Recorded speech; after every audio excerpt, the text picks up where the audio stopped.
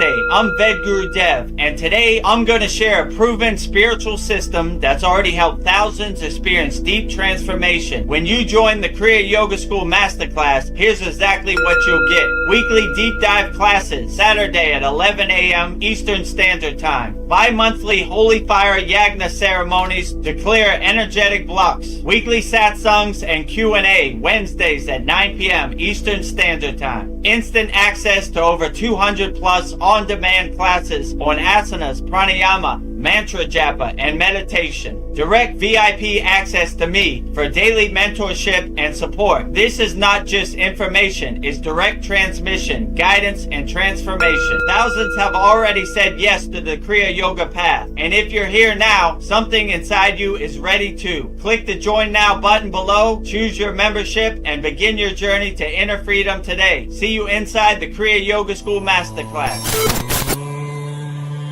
Kriya Babaji Namo.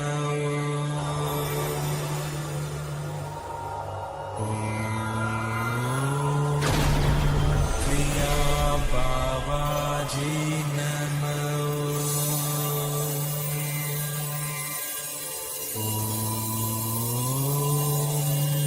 Kriya Babaji Namo.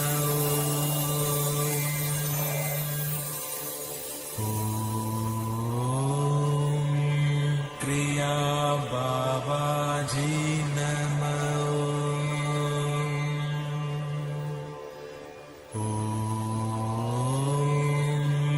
Kriya Babaji Namo.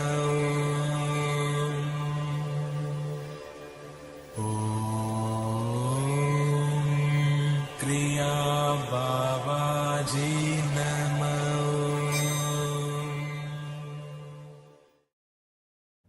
Welcome to our November 23rd Vedagurudev Soul Talks live from a Thailand beach. So before we get started, we want to tell you all about our new and exciting things we're doing here at the Kriya Yoga School.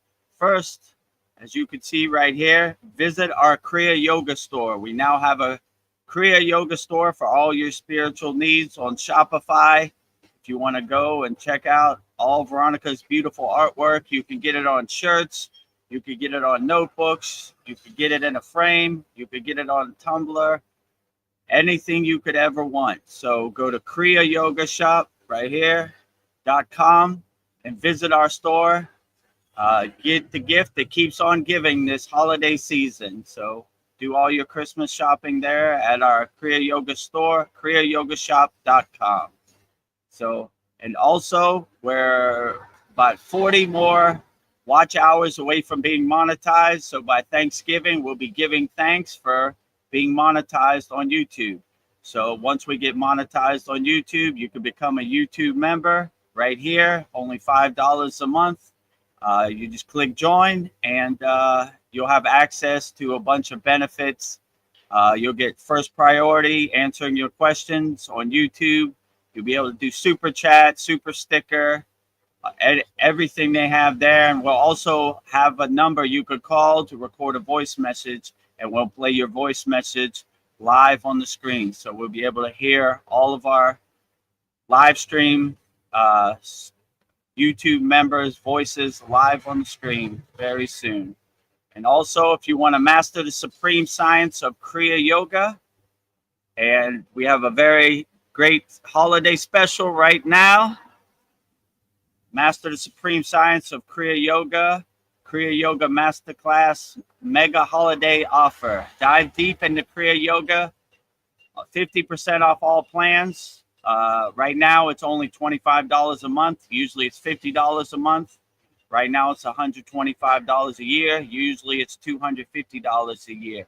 So if you want to take us up on this offer, which a lot of people have been doing in the last week. We have over 80 members right now. Go to kriyayogamasterclass.com and get the gift that keeps on giving, the gift of Kriya Yoga transformation. So with that said, I guess we'll start our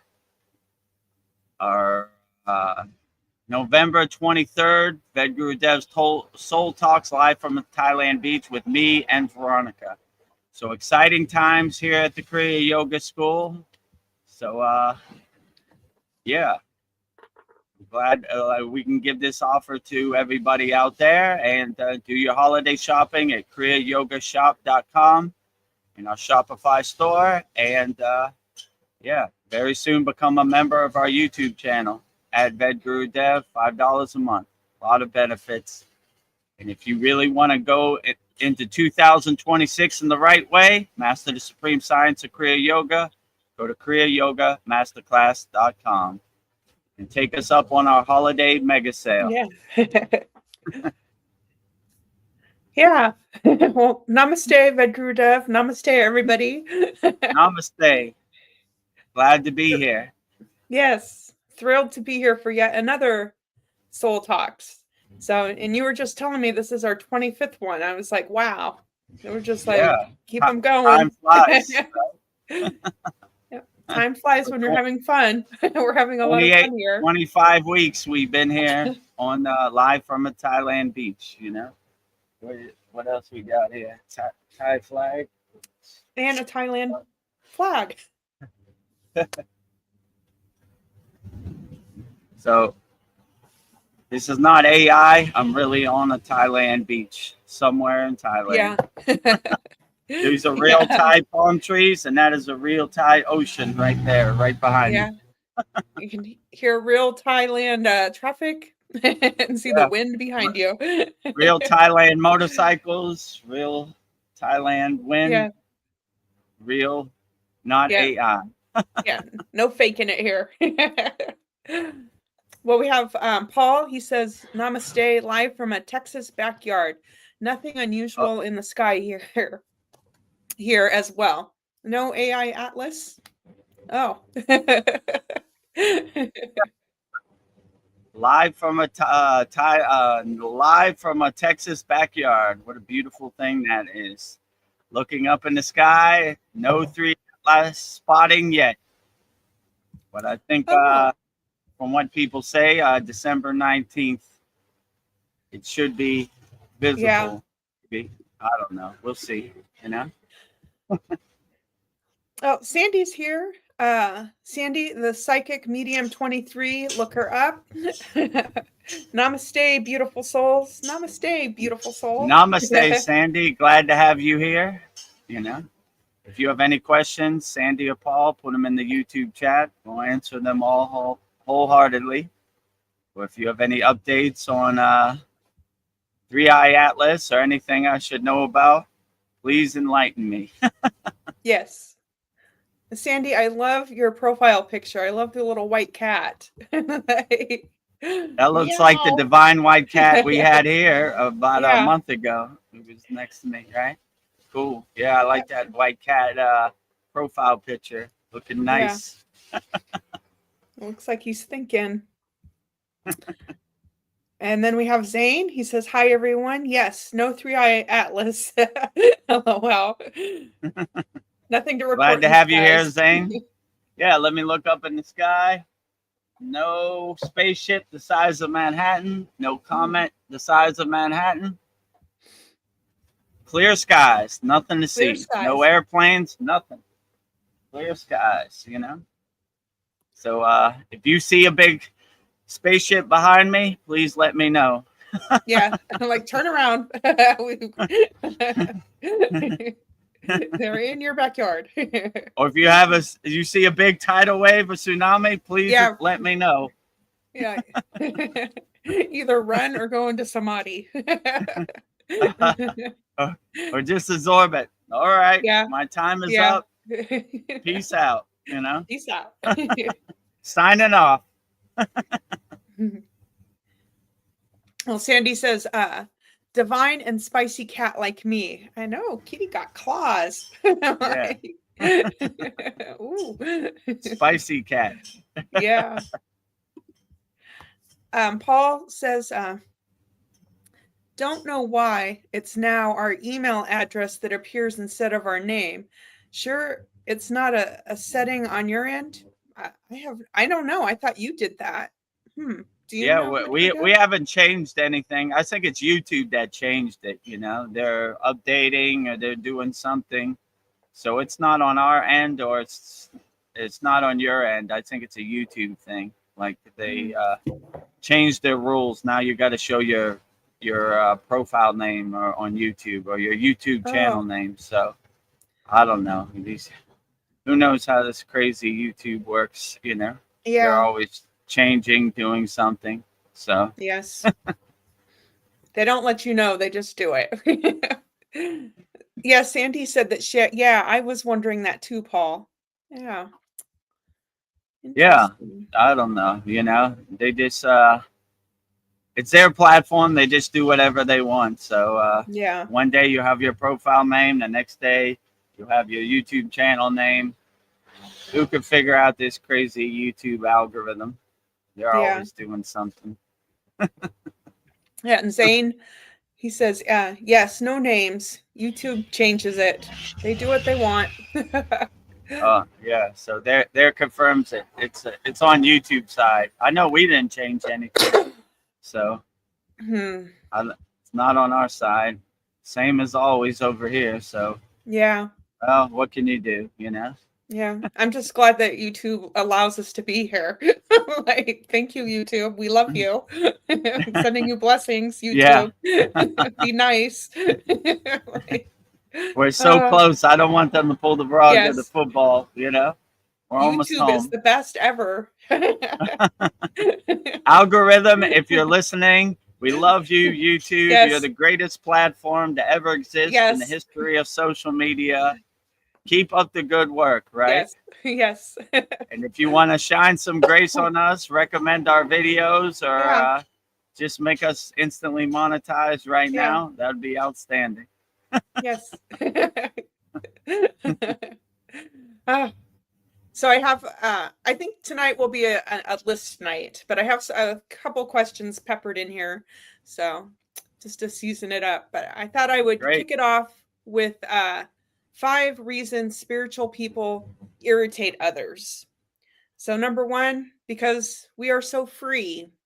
Number 2, we don't need others or external things for happiness. 3, it's difficult to manipulate spiritual people in relationships. 4, they have their own moral compass. They don't need to conform to others' beliefs. And 5, they don't. 5, the reason spiritual people irritate others is they want to spread peace and love. So those are my 5 reasons. I could probably come up with Okay, more. great. Let's break down all 5 of those. Okay, number 1, because they are so free. Yeah, when you start walking the spiritual path, you become liberated. In Kriya Yoga, they call it moksha, which is liberation, right? You become a free bird. You don't want to be in anybody else's cage. You don't want to be in anybody else's box. You want to be free, right? And you start to break the chains that enslave you. I always liked when my guru said, most people are in love with the chain that enslaves them, right? So when you start becoming aware and you start becoming consciousness, you no longer want to be anybody's slave, or you no longer want to fit in anybody's box, or you no longer want to be controlled by anybody. You want to be a free bird. Most people, if you open the bird cage, they're such in love with their own bird cage that they'll just stay in their bird cage. They love the cage that enslaves them. So, but when you become conscious or you become aware or you become walking the spiritual path, you no longer want to be controlled. You want to be a free bird. You want to be the king of your castle or the queen of your castle. So people's control and people's perception no longer control you. You're no longer attached to it. You laugh at it like the joke it is. Like I said before, I have a affirmation, a mantra, like I don't work for you. So if you see Yeah. yourself not working for anybody, why do you care what they think? They don't put food on your table. They don't put a roof over your head. Who cares what they think? So when you have that affirmation, I don't work for you, people can't control you, and they don't like it, because my mother used to say misery enjoys company. People who are miserable and slaves want you to be a slave.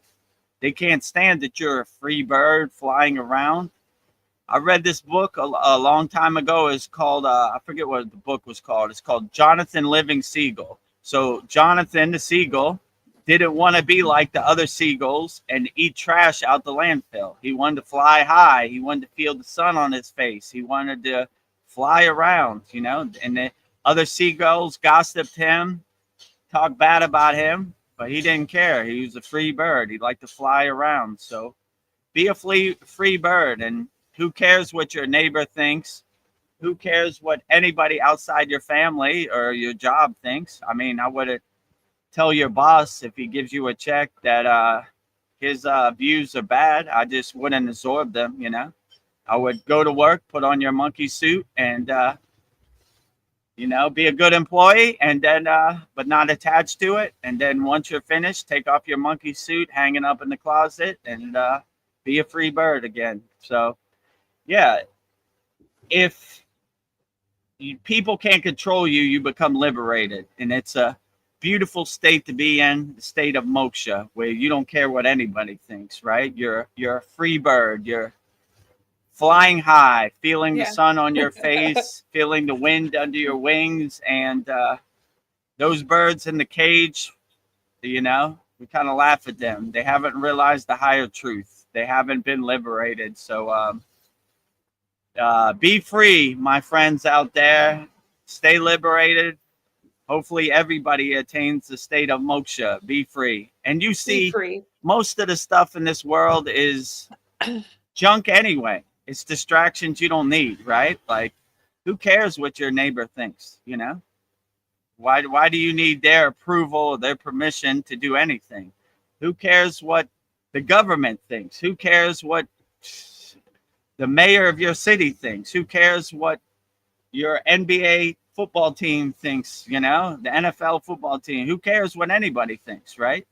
When you start taking control and only do what serves you in the present moment, you start shedding all these perceptions that people put on you, these identities, these conditionings, these control mechanisms they put on you. They no longer pertain to you. So you start letting those go. I don't care, you know. I'm a free bird. I go where I want. I do what I want. And I don't need your approval. I don't need your permission to be who I'm going to be. I'm liberated. I'm free. So yeah, I would say stay free, my friends out there. Reach a state of moksha and liberation, and what other people say or do about you, don't let their perceptions of you become your perceptions of you. And just don't care. Do what you like and be free, you know? And be free. Be free out here. Stay liberated, my friends. Attain moksha. Well, number 2, they don't need others or external things for happiness. Yeah, of course. When you realize happiness is internal, not external, happiness is inside, not outside, you don't need any material things to be happy. You're a nuclear power plant of happiness walking around. You don't need any material things. And they don't want you to reach this heightened awareness state because they can't monetize that, you know? Their whole marketing campaign is selling you happiness. But if you realize they're selling you something they don't have, then they can't make money. So they don't want you to realize that happiness is internal, not external. They want you to be like a zombie walking around. Oh, if I buy an iPhone 26, I'll be happy. Oh, if I buy a Big Mac, I'll be happy. Oh, if I buy a new car, I'll be happy. You know, like they're trying to sell you happiness that they don't have.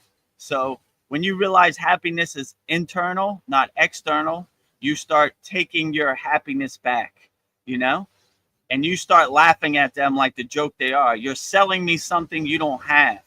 Only person that has my happiness is me. And when you come to this realization, you know, they can't monetize it, you know. I'll buy what I want. because I'm in control of my happiness. I don't need you to tell me what makes me happy. I tell you what makes me happy. So you start taking control of your happiness, and you stop looking for happiness in external things, and you start looking for happiness internally. You know, happiness is inside you as you. So you start doing your inner work and becoming a nuclear power plant of happiness internally, right? And you stop looking for happiness outside, because there's a bunch of fairy dust and fool's gold in their happiness. You know, it's a temporary, a fleeting happiness. You know, I bought an iPhone today. Maybe I'll be happy for a couple hours. Tomorrow it'd just be another material thing I have in my possession. You know, so you start taking control of your happiness, and you stop giving away your happiness. You realize that all you have to do is realize your internal happiness and unlock your internal happiness, and yeah, you will take control of your happiness, and you will have your happiness, and you will start laughing at people trying to sell you happiness that they don't have. You know, all you have to do is turn on any TV. Big Pharma, some ladies running through the daisies, and she's so happy. She took this Big Pharma pill, and then you get to the end of the commercial, and it says, if you have suicidal thoughts, or you are bleeding out your ass, go see a doctor. What? That does not That sound don't make me happy.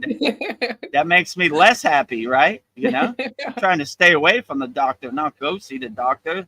So you see they're selling you snake oil that they don't have. You know, they're just tricking your mind into thinking you need them for happiness. You know, I need this to be happy, I need that to be happy. But if you're happy who you are, and you're self-realized, and you look in the mirror and you like who's looking back at you, you laugh at their so-called happiness. I don't need any of this junk, you know. So hopefully a lot of people wake up and see they're selling happiness that they don't have. So stay happy out there, my friends. Yeah. Take control of your happiness.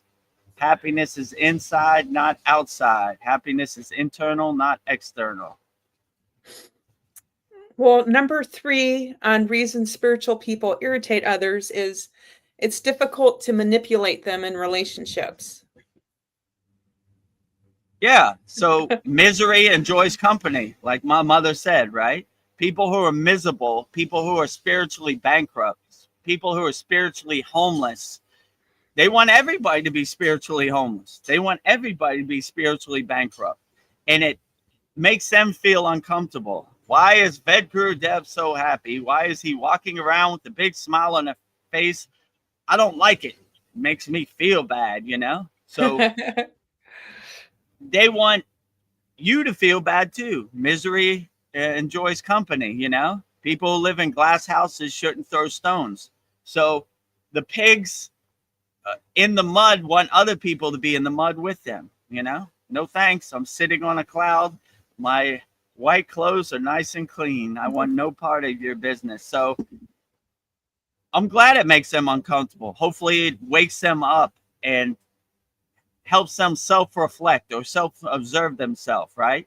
Why am I so uncomfortable? Because this guy is so happy, you know? I need to do inner work. Instead of pointing the finger at other people, I need to point the finger right back at myself. I need to do better. Why am I so offended by somebody else's happiness?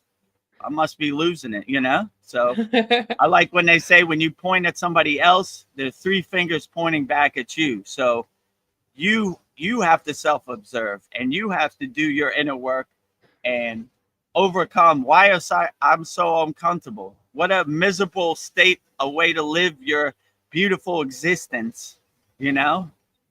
Feeling uncomfortable, being miserable that other people are happy. Gross, you know? This is a new soul rookie mistake, you know? I want everybody to be happy. I want everybody to win, you know? I've never said I don't like it that that person's happy. What kind of gross state are you in? That is totally lower frequency. That is the lowest of low, bottom dweller frequency.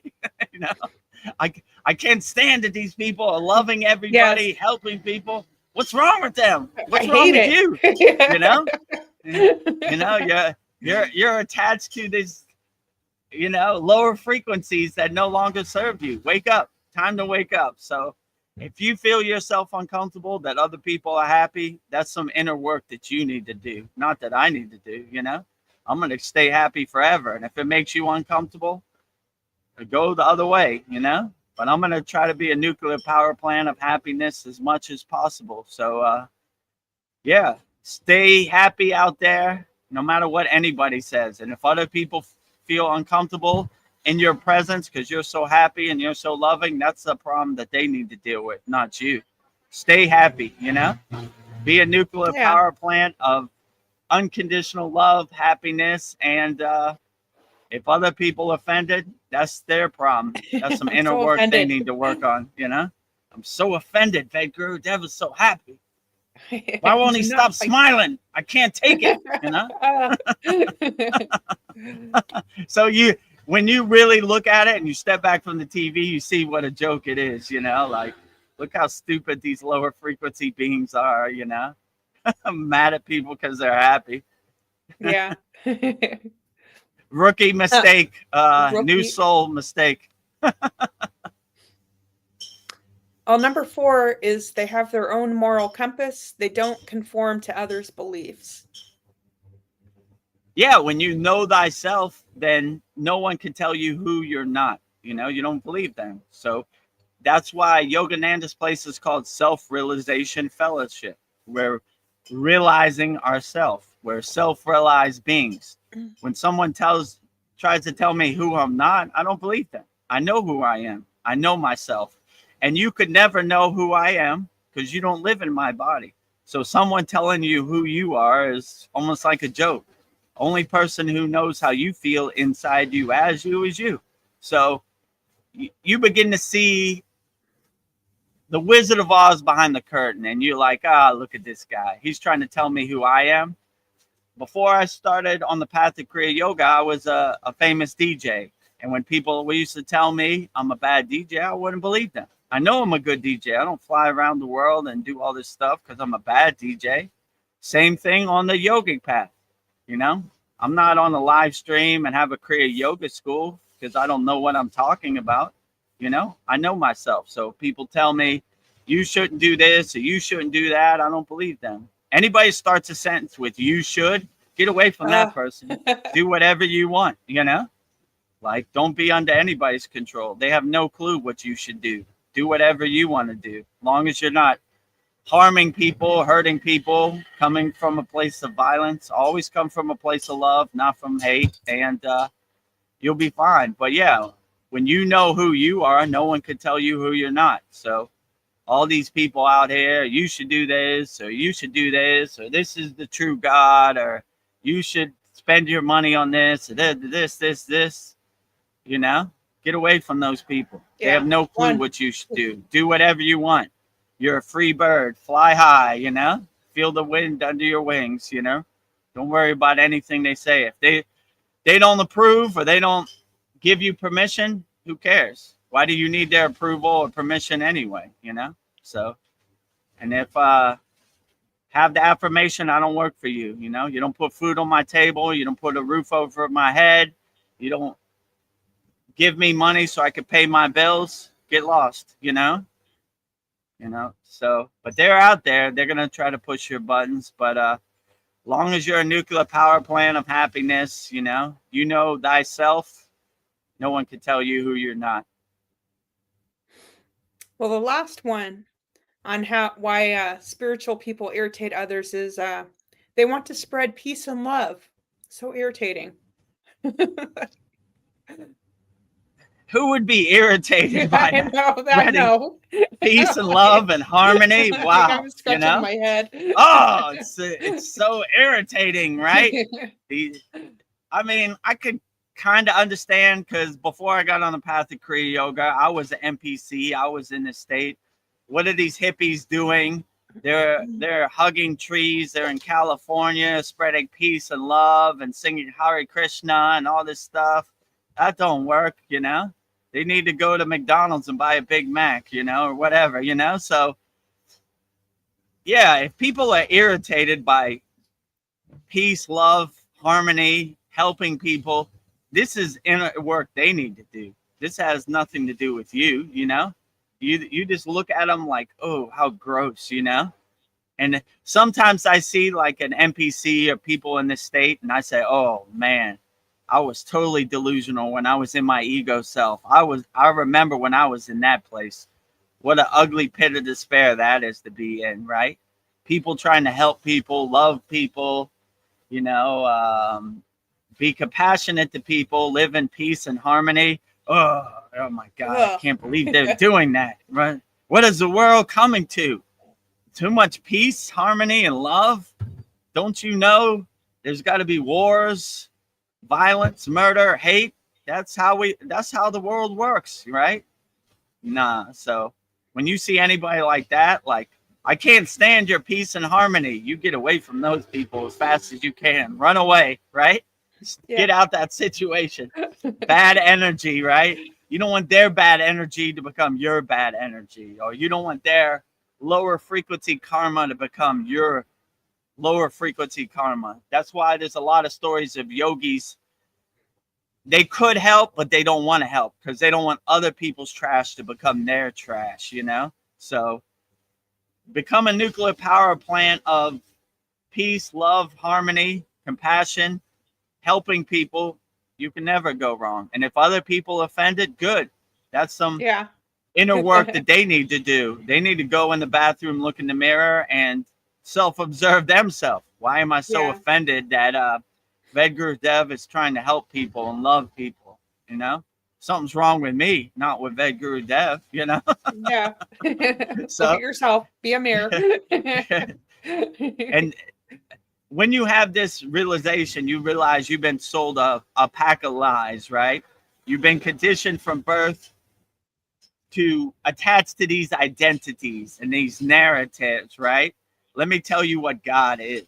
Let me tell you the government is your savior, and all these people are coming to save you. But when you start becoming self-realized and higher conscious, then you realize all this is junk, right? You know, Wizard of Oz talk, hiding behind the curtain. Let me tell you what you should think. You know, I like when I used to go to Catholic school, I liked when they say thinking is a sin of pride, right?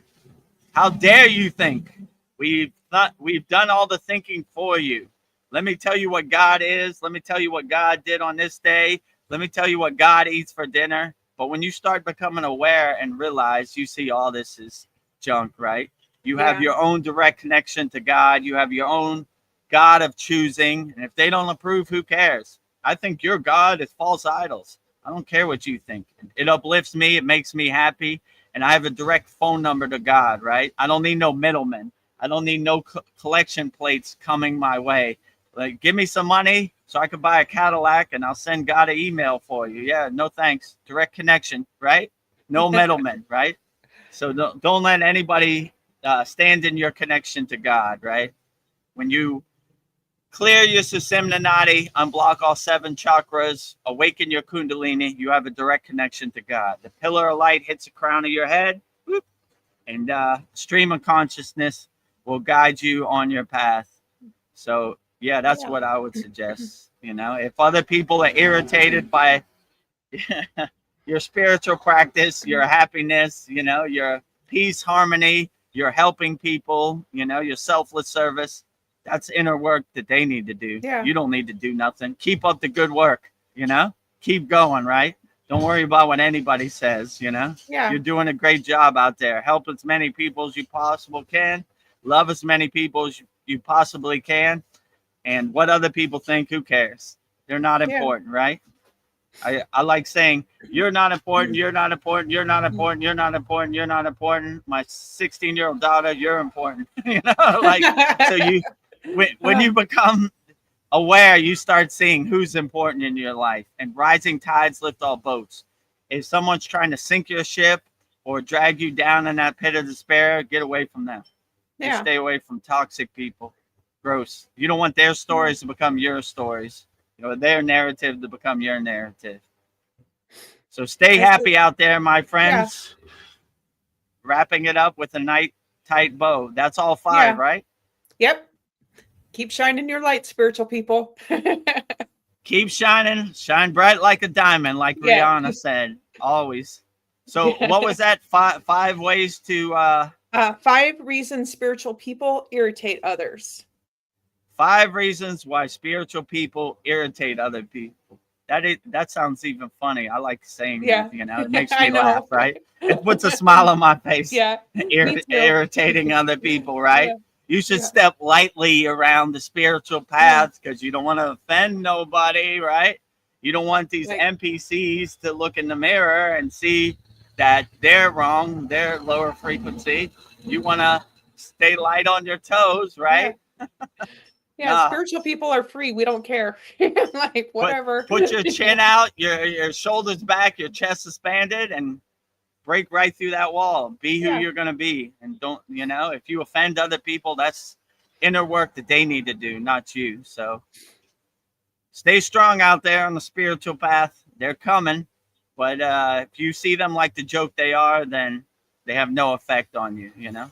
And Yeah. if they don't put food on your table, they don't put a roof over your head, they don't feed your family, then not important. Not important. Well, Sandy has a really deep question, and it's in 2 parts. I'm going to read it, and then you can contemplate this. She says, sometimes I struggle with is the idea of being okay with one day dying or crossing over, even after connecting to hundreds of people who've crossed over in spirit, align with and with certain deities. Even after feeling like I do have evidence that we don't actually die, the idea of it still feels uneasy and unknown. How do you guys navigate this besides meditation? Or maybe that's the answer. So I like when Babaji says, death is a joke to me. I am the death of death. So the way Kriya yogis and yoginis navigate transcending your physical body is that they welcome it. They look at it like they're winning the lottery. One of the most famous bhajans, kirtans, or songs they sing is called Marit Unja. Om Namah Shivaya, Treyambai, Yaja Mahe. So that basically means the tree, the fruit is detaching from the branch of the tree, right? The tree is your body and the fruit is your soul. So we're always welcoming death, right? Take me out of this physical meat suit, this Maya delusional world. I want to take the golden flight home, right? So all these songs, you know, like when a yogi dies, they give him a samadhi shrine. He has reached the highest state of samadhi, right? Maha samadhi, which what a beautiful thing, you know? Like he has attained the highest state. So they're always kind of welcoming it. They're looking forward to it, you know?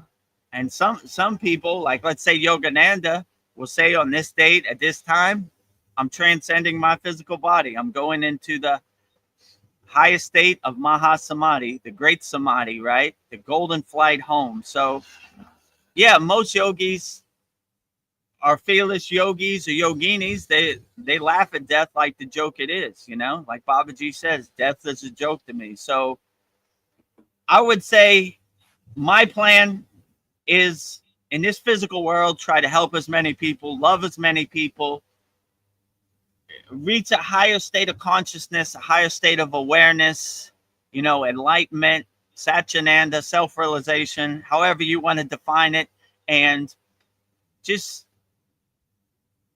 be grateful for the time you have on this earth. And when the time comes, you'll transition with no baggage, right? Like my intuition tells me, or the ascended masters, you want to clear all the trash out your house before you ascend, right? So you don't want to have any baggage or any rocks in your backpack when you ascend.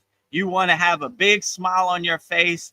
And how would they say it? Like the Buddhists, I read this book called the Tibetan Book of the Dead, and they said, go into the clear. The clear means the direct lightning path, right? You don't have no baggage. You don't have nothing to work through. You don't have no trauma. You go straight shot up, right? People who aren't in the clear, who have baggage, they have to go through certain things and see certain things and shed certain things and exhaust certain things before they could transcend their physical body. So I would help as many people as you can, love as many people as you can, and be grateful for this physical meat suit that you have in a 3D plane. Yeah, there's a lot of stuff going around, happening around you, a lot of chaos, a lot of Maya delusion. But if you come to the higher state, the higher awareness that you're an unshakable mountain, you're unaffected by it, unshakable mountain. No matter how much the sun's, unshakable mountain. No matter how much rain, unshakable mountain. No matter how much wind, unshakable mountain. No matter how much snow, unshakable mountain. No matter what this crazy Maya delusional world throws at you, you have our higher awareness where you're unaffected by it. Like, there it goes. Oh, 3-eye atlas. Let's see what happens. Still unshakable mountain. World War III, unshakable mountain. Whoever's president, unshakable mountain. Israel and what do they call it? Palestine, unshakable mountain. Russia, Ukraine, unshakable mountain. So no matter what this world throws at you, you don't attach to it. You just laugh at it like the joke it is. You become the detached witness, kind of looking at the world on the Maya stage of the universe, like from your seat in the audience, unattached to it. Like, that's what happens, I'm going to try to do the best I can and make as much progress as I can on the spiritual path and help as many people as I can. And when that time comes, I'll be traveling light with no baggage, and I'll transcend into the physical plane, traveling light. Like I said before, I don't even think I'll take these clothes with me. I'll come into the world naked. I'll leave the world naked, right? I don't need this where I'm going. So these agoris, these renunciates, these sannyasi, I always like that. Traveling light, my friend, I don't need any of this junk with me. I'm good, right? Traveling light. No baggage on the divine flight, right? Yeah. So yeah, I would just say, do as much as you can, help as many people as you can, make as much progress on the spiritual path as you can, and welcome death. Okay, great. I've had enough of this Maya delusional world, but I tell you what I'm not going to do. I'm not going to carry any lower frequencies with me or any rocks in my backpack, and put a big smile on my face and I stay ready so I don't have to get ready. So when they call my number, I'll be ready to go, So if a big tidal wave comes right here and overtakes my physical body, my time is up. Have a nice day. So that's kind of how I look at it. We kind of welcome death. We're not trying to speed up our death, but if it happens, then we take the golden flight home, Congratulations, you won the lottery. Travel light, my friend. No baggage, no lower frequencies, no luggage, none of that stuff. Big smile on your face, happiness. You'll go into the clear. A lot of lower frequencies, a lot of trauma, a lot of baggage. You ain't going into the clear. You got to still work it out. So use this opportunity in the physical plane in your life to overcome all of the baggage, throw away all those rocks in your backpack. And when its time comes, you won't have any rocks in your backpack. You'll be ready to transcend in a beautiful way. So yeah, that would be my best suggestion. That's my plan, actually. So Well, Sandy says PM. I think she's private messaging you for that's what my guess is, what PM means, private message. So I think she's private where messaging you on for StreamYard? I don't know. Maybe on a SKOOL. Okay. I think on SKOOL privately. If you message me on SKOOL, I'll see it when I get off. So give me a couple hours. I'll get back to you, Sandy. So okay. And Sandy, we have a beautiful promotion for the holiday season. $25 a month, which our monthly plan in our Kriya Yoga Masterclass is usually $50 a month. $125 a year, which is usually $250 a year. So 50% off all plans. And yeah, we would love to have you in our Kriya Yoga Masterclass, but up to you, So offers for everybody. If you want the offer, go to kriyayogamasterclass.com. I think, where is it? Yeah, there it is. Okay. You found it. Okay. I got it right there. So, yeah. And it's very soon, Sandy, we only need 40 more watch hours, then we'll be monetized. So the reason we wanted to get monetized, because Sandy asked, how would we do super chat of this? We can't do super chat till we get monetized. So hopefully by Thanksgiving, we'll be giving thanks and we'll be monetized. It'll only be $5 a month, and you get badges, you get stickers, you get, priority access, answering your questions. We'll record voice. We'll give you a number where you can record a voice message, and we'll play your voice on the screen where you could ask your questions live. Oh, I think I know why the PM is here, because it says 6:38, and then on the next line it's PM, because Sandy's like, I didn't send any message with PM. Not sure what you meant, Veronica. I think it's a stupid YouTube messaging. I just saw PM. I'm like, is PM text talk? I didn't know. I wasn't sure. Sorry for the confusion, Sandy. Oh, it's all right. But if any members do want to private message you, they can. Yeah, so. If anybody wants to private message me, I would suggest join our free school.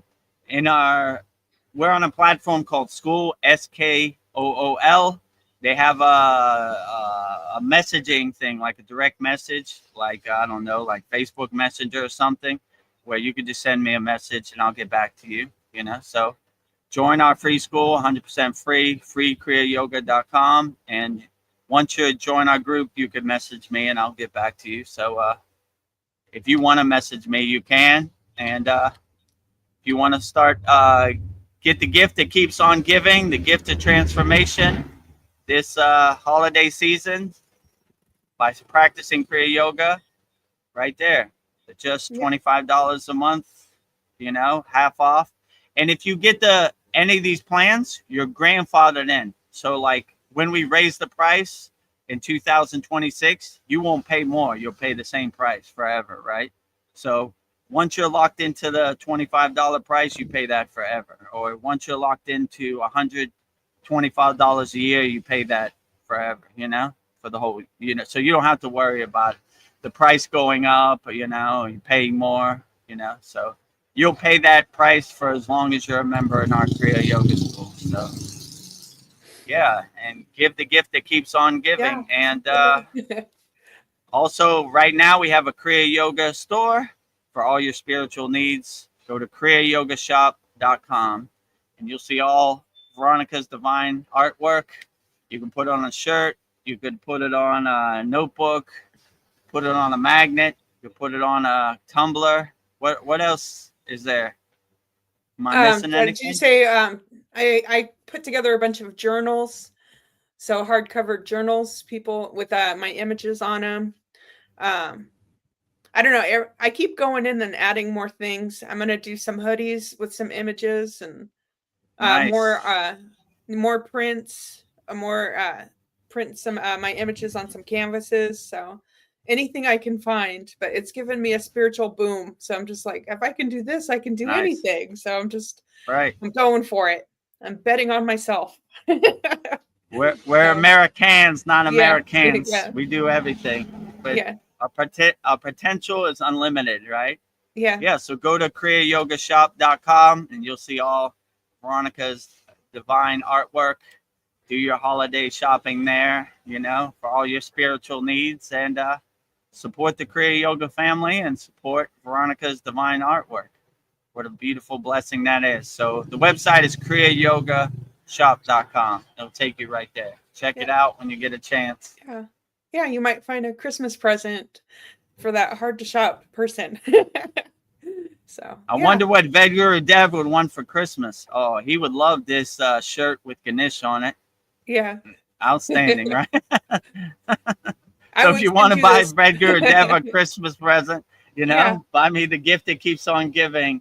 The divine union between Shiva and Shakti. We got a nice Babaji painting that Veronica painted. So yeah, I love all that. That's Yeah. on my Christmas list for sure. Yeah. If you want to get a coffee cup with Babaji on it, you can drink with Babaji every morning. Your cup of Joe. Nice. Fill up Or your those tea. coffee cups with Kriya yoga juice every morning. Yes. Or Kriya yoga coffee. Hmm. I have a question. Like, when you're in a relationship with somebody for a long time, like you learn their habits and everything, and you say, "I know you," but I feel like I'm like constantly relearning myself. Like I'm like on a self discovery, and like whoever I'm with, I want to feel like I'm like curious about them. That I'm always learning about this person. That it's like, uh, yeah, you never like how could you say that you know somebody when I don't even know myself? I'm constantly learning Mm. about myself. So yeah. Yeah, I feel, like my soul is my soul, but I feel like I'm always learning about myself. So I don't know. That was just a thought I had. Just like I want to be curious about people. I never want to get stagnant with Yeah, with I always like when yogis say that,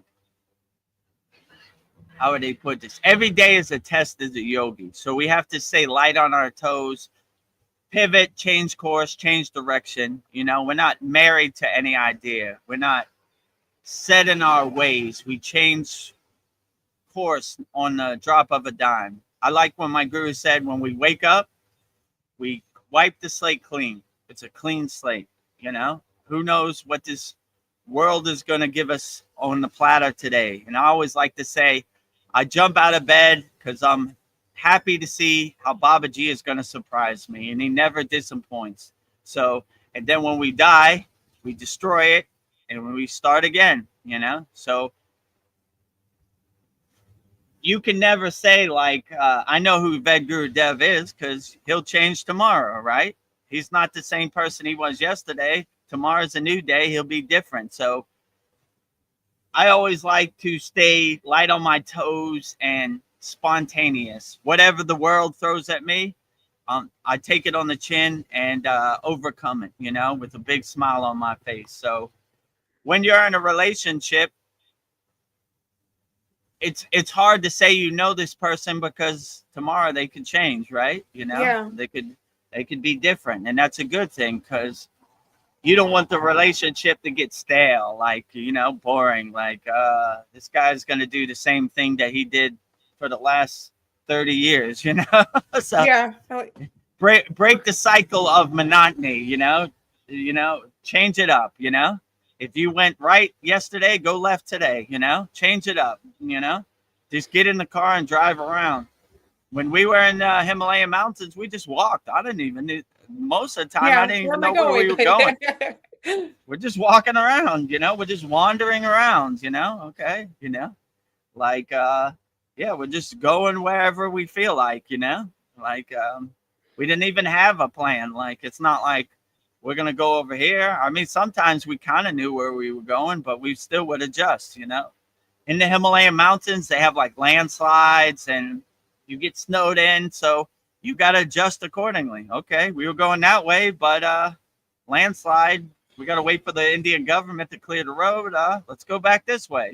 So we're kind of staying spontaneous, and we're not like married to any idea or locked into anything. We just go with the flow wherever. So yeah, so it's easy to get locked into your daily pattern, but break the cycle and try to change course and change Yeah. direction and be spontaneous and see where it takes you. But Yeah. Who knows who you are? Yeah. you know, uh, you know, break your schedule, right? Yeah. Some people are like 8 a.m. I'm gonna do this, and 8:30 I'm gonna do this, and they got the whole day planned out, right? But when you just go with the flow, you're kind of flying by the seat of your pants and seeing it where it takes you. So Yeah, I wouldn't try to define anybody to say you know who that person is, because tomorrow's Yeah. a new day and who knows what's going to happen. They could pleasantly surprise you or unpleasantly surprise you. Yeah. I think we're all like on our own self-discovery. We're all like discovering True. ourselves. So yeah. Yeah, absolutely. So okay, like let's just say that maybe like you have a soul that's already reached enlightenment and you didn't need to come back. So like you've said in the past, like we get bored, but maybe our souls, like we want a challenge. There's something in us that wants to, like a hard life. We like to be challenged. And then I was thinking of like really experienced like souls, like say Yogananda came back here. Like what you know what does he want to gain coming back here? What life experiences would he want to come back here? Like if you're a really, really advanced soul, like what, I don't know, like the experiences an advanced soul would seek to gain from their remaining lifetimes on Earth. I don't know. I guess to I help would, people. yeah, I would say to help people, guide people on the path. Wake up people who are attached to this Maya delusional world. Just more to guide people. Some ascended masters like to guide from a distance and not interfere. Some ascended masters prefer the boots on the ground approach. They're all good approaches, but I don't know. I Yeah. How would I come back here? Like, that's a good question. I mean, I don't know. It would take a lot. Like, Yeah. I'm Or maybe pretty there's an experience that you didn't have that you want to add to it. I don't know. yeah, but I'm trying to shed all that too Yeah. when I live. Like when they say you got to go back because of this, I'm gonna be like, nope, I'm not going back Yeah. because of that. I did everything I needed to do. I over exceeded my own expectations, and I'm good here. I want to hang out with you guys. Yeah. Like, don't you want to go back for a challenge? Not really. Yeah. That's the thing. Like you've already, you've exhausted all your karma, but then like maybe 100 years go by, you're like, you know what, I need another challenge. Like, Maybe. I don't know. Has Yogananda come back? Maybe he's yeah, somewhere. So, or maybe he just said, "I want to stay with my guru on the higher astral planes, and I'm good here." I want to sit on a cloud and play my harp, and yeah, hang out and just live in peace and harmony. I had enough of that Maya delusional world. It's very overwhelming, very dense, very chaotic. Been there, done that. Not gonna put my soul through that again. That was yeah. taxing to my soul. Yes. So I mean, in my plan, if they were like, "You need to come back," I'll be like, "For what?" Nope. Well, this, nope. Turn the page. Nope. Turn the Turn the page. page. I'm good. I did it. I did it the way I did, and it happened the way it happened, and I have no regrets. I did the best I could with the cards I was dealt, and I'm gonna hang out with you guys right now. Right? Where's my meditation cushion next to Babaji? Yeah. Let's do the Yagnifier. I got some songs, and I'm ready to sing. So, I mean, that would be my perception. I'm Yeah. just guessing. I don't Me know. too. Maybe they trick me and get me back here, and I'm like a baby. I'm like, what? Oh, how'd I get back here? I thought I finished my work. What am I doing here? I was like when those babies, they're like looking up in the sky. Yes. Like, how'd I get back here? They look What really happened, confused. Yeah, I'm confused. Like, what? How'd I get reinserted into the matrix? So I don't know. We'll see. I guess when that time comes, I'll find out. So if you see me back in another reincarnation, still some work I got to do or overcome. Yeah. Here comes that truck, right? See Oh, it? yeah. There he is again with his speakers. Oh, you see it, right? You just passed Yes. it. Big yellow truck selling something. That's how they market it in Thailand. Actually, I just posted a video yesterday where I showed the truck before, right? And that's how they market in Thailand. They they put a billboard on the back of their truck and some speakers, and they drive around blasting out their promotions and their marketing. That's Thailand marketing for you. So I was like going through, so I have like 30 mantras here. And and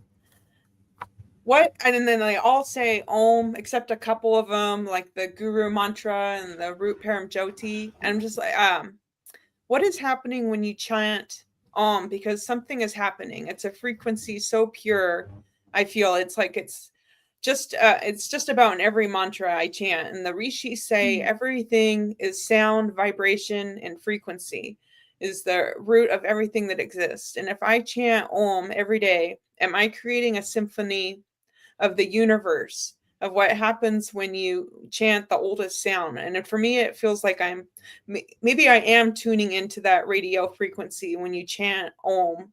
So, yeah, and I just play, if I can just tune that chant frequency in right, maybe like that's the vibration of my soul.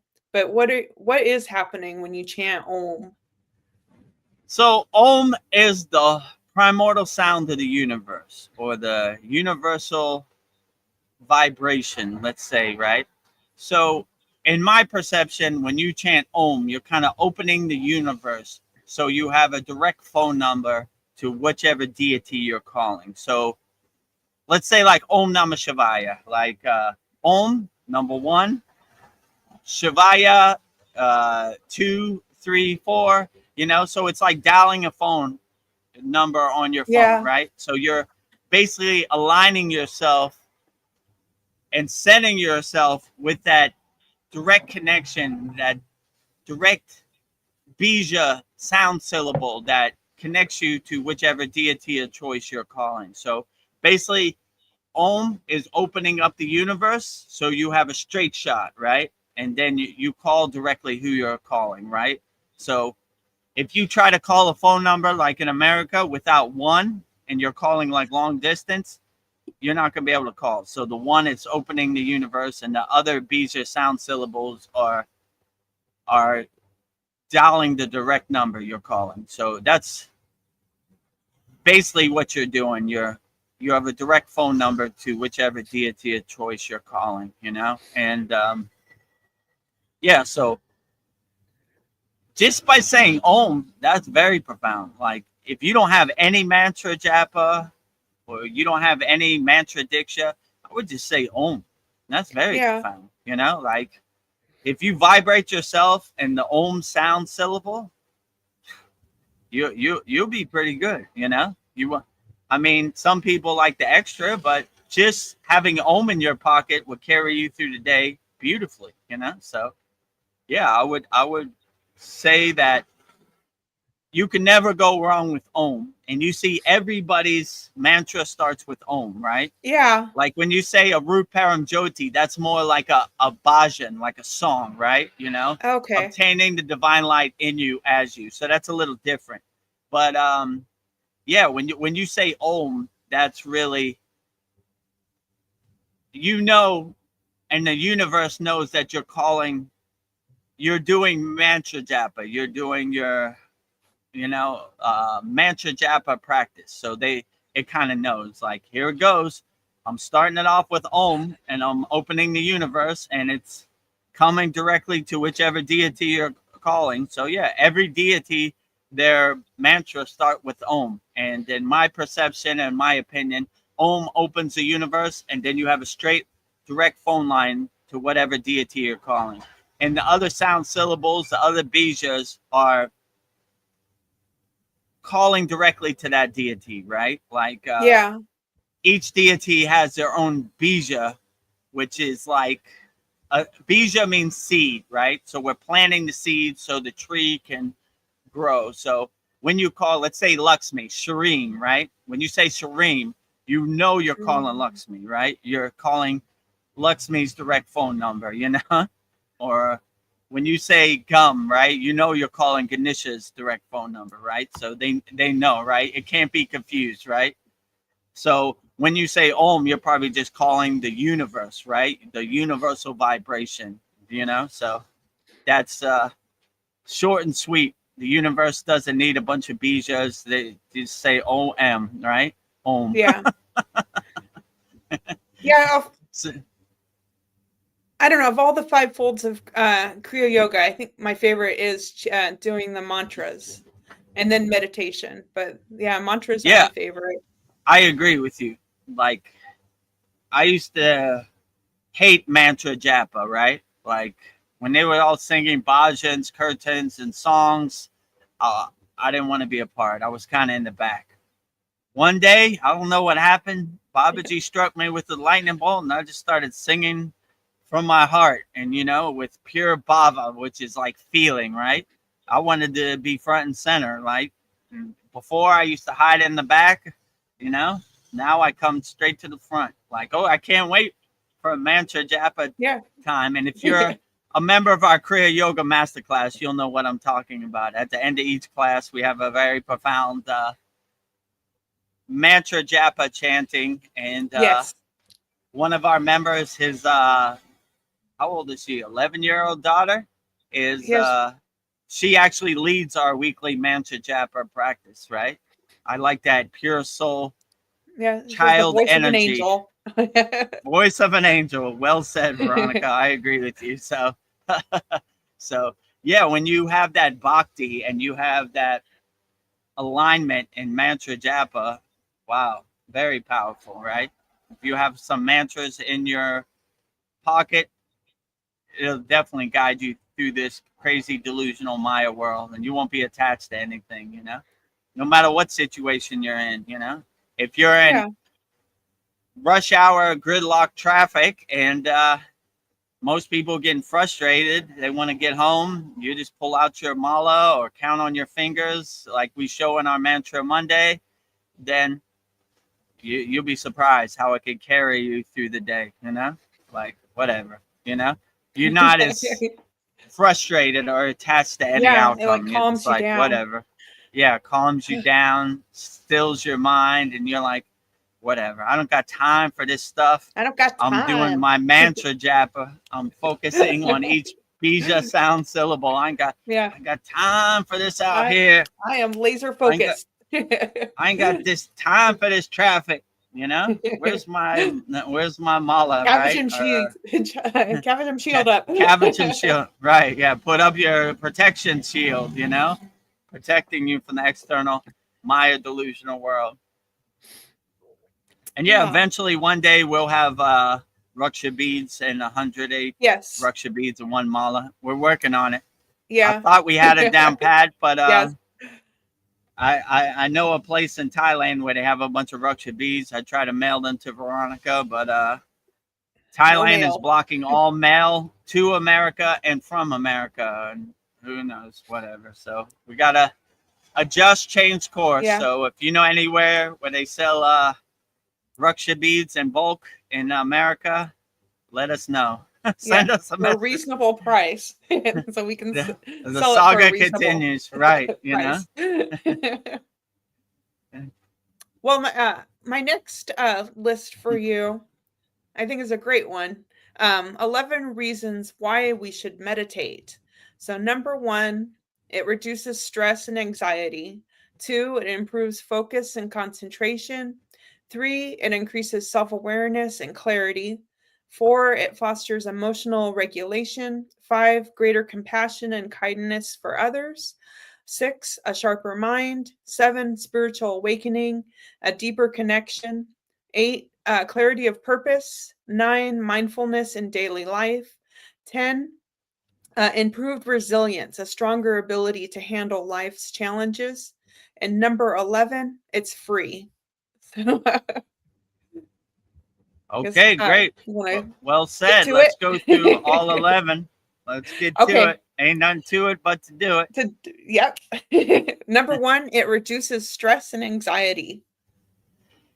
Yeah, so when you meditate, you're kind of clearing out all the stress and tension in your life. And you realize you don't need to hold this stress or tension no more. It's going to happen the way it happens, and stressing about it or having tension about it isn't going to help anything. So meditation helps clear your mind out.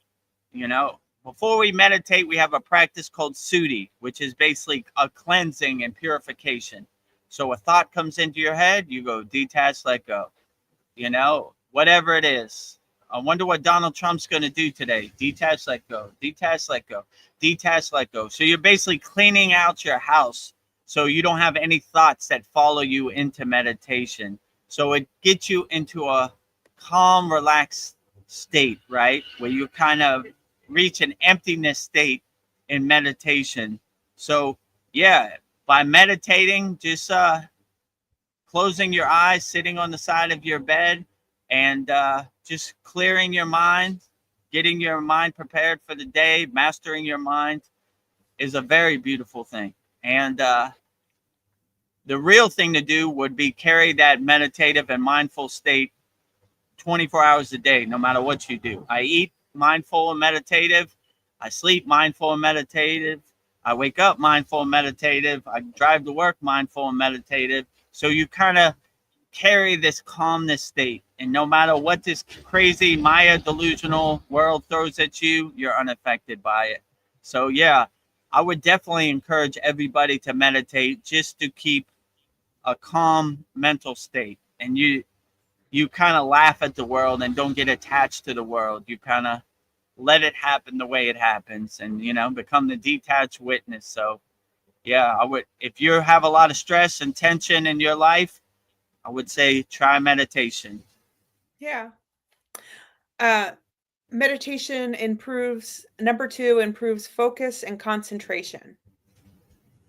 Yeah, so when you meditate, it improves your focus because you're not distracted by the external Maya delusional world. You're mastering your mind so you don't have time for the chaos and the distractions and the conditioning. So you kind of create a sacred garden inside your mind where none of these distractions affect you inside your walled garden, you know? So you create a great environment, a great atmosphere where you could be unaffected by the world, you know? Like you are just one inside you as you. I like when my guru said we're having tea with God when we meditate, you know?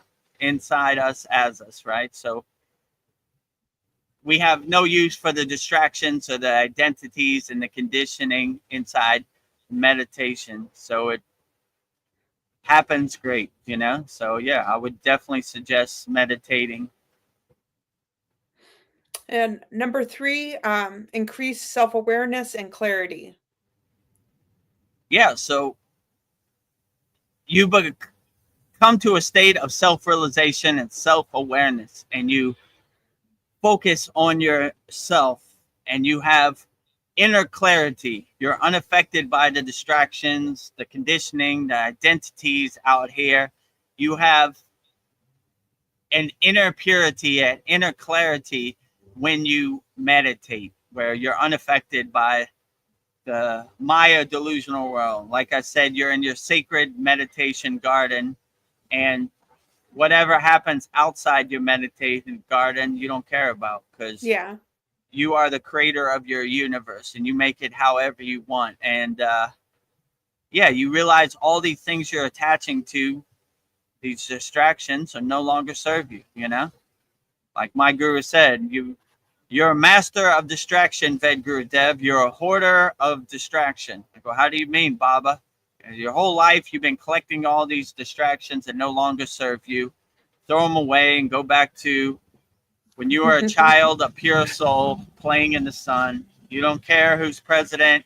You don't care who won the Super Bowl. You don't care about Three Eye Atlas. You don't care about none of that. All you care about is being happy, playing in the sun. That's what we should all aspire to go to.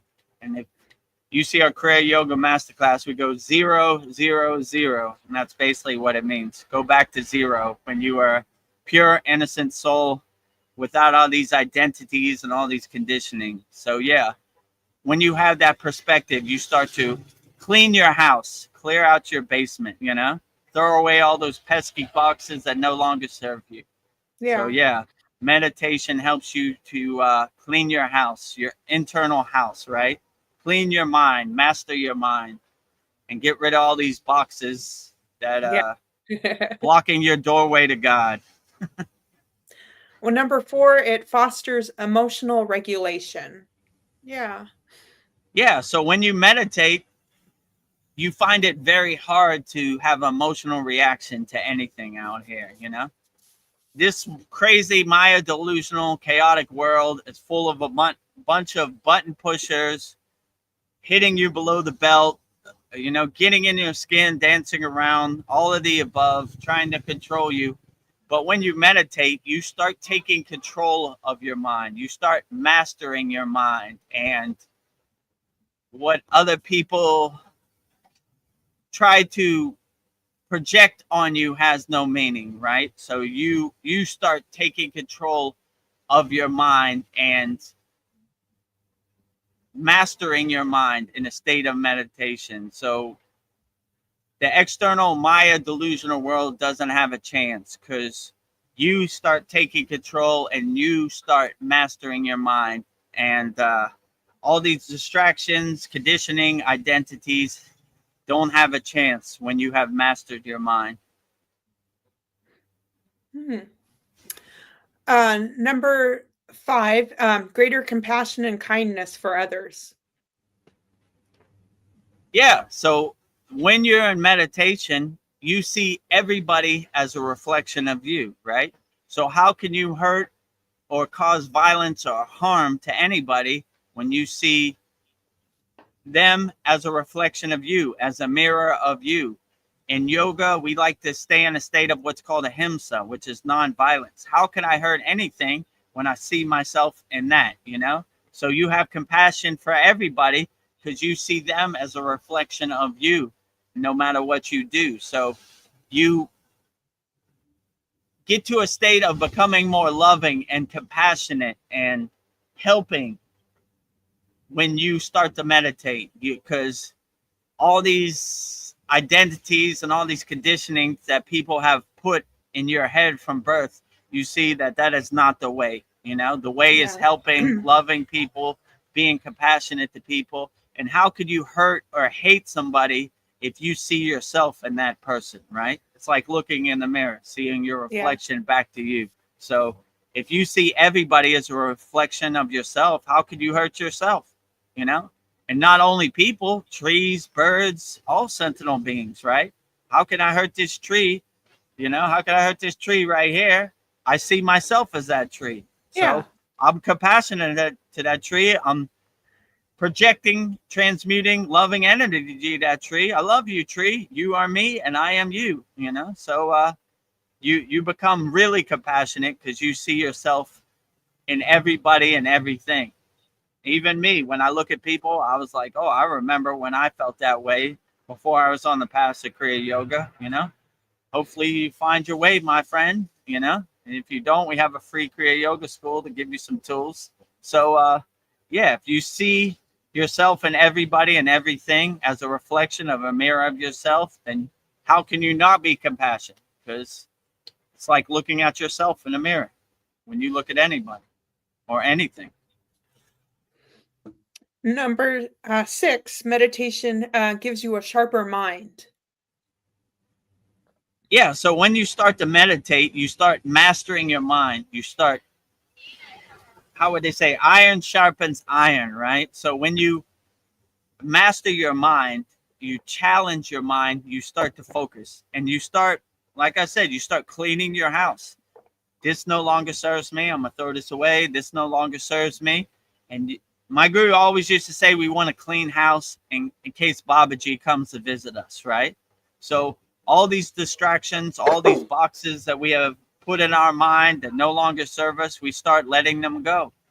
And we start sharpening our mind and using our energy and our focus and our concentration to focus on what's a priority in our life and what's not a priority, like what Kim Kardashian wears to the Grammys, you let go. Who cares, So you start taking control of your mind. You start mastering your mind and start making it laser focused where, you become the king of your kingdom, of the queen of your kingdom, and you start laser focusing. I like to say, when my guru used to say, when we do mantra japa, it's like walking a tightrope across the Himalayan mountains. We're laser focused on the rope, but we're aware of the height below. But we're focus all our awareness and concentration on whatever we're focusing on. So we start taking control and focusing on what we need to, and letting go and shedding and exhausting all the things that no longer serve us. And then number 7, meditation leads to a spiritual awakening, a deeper connection.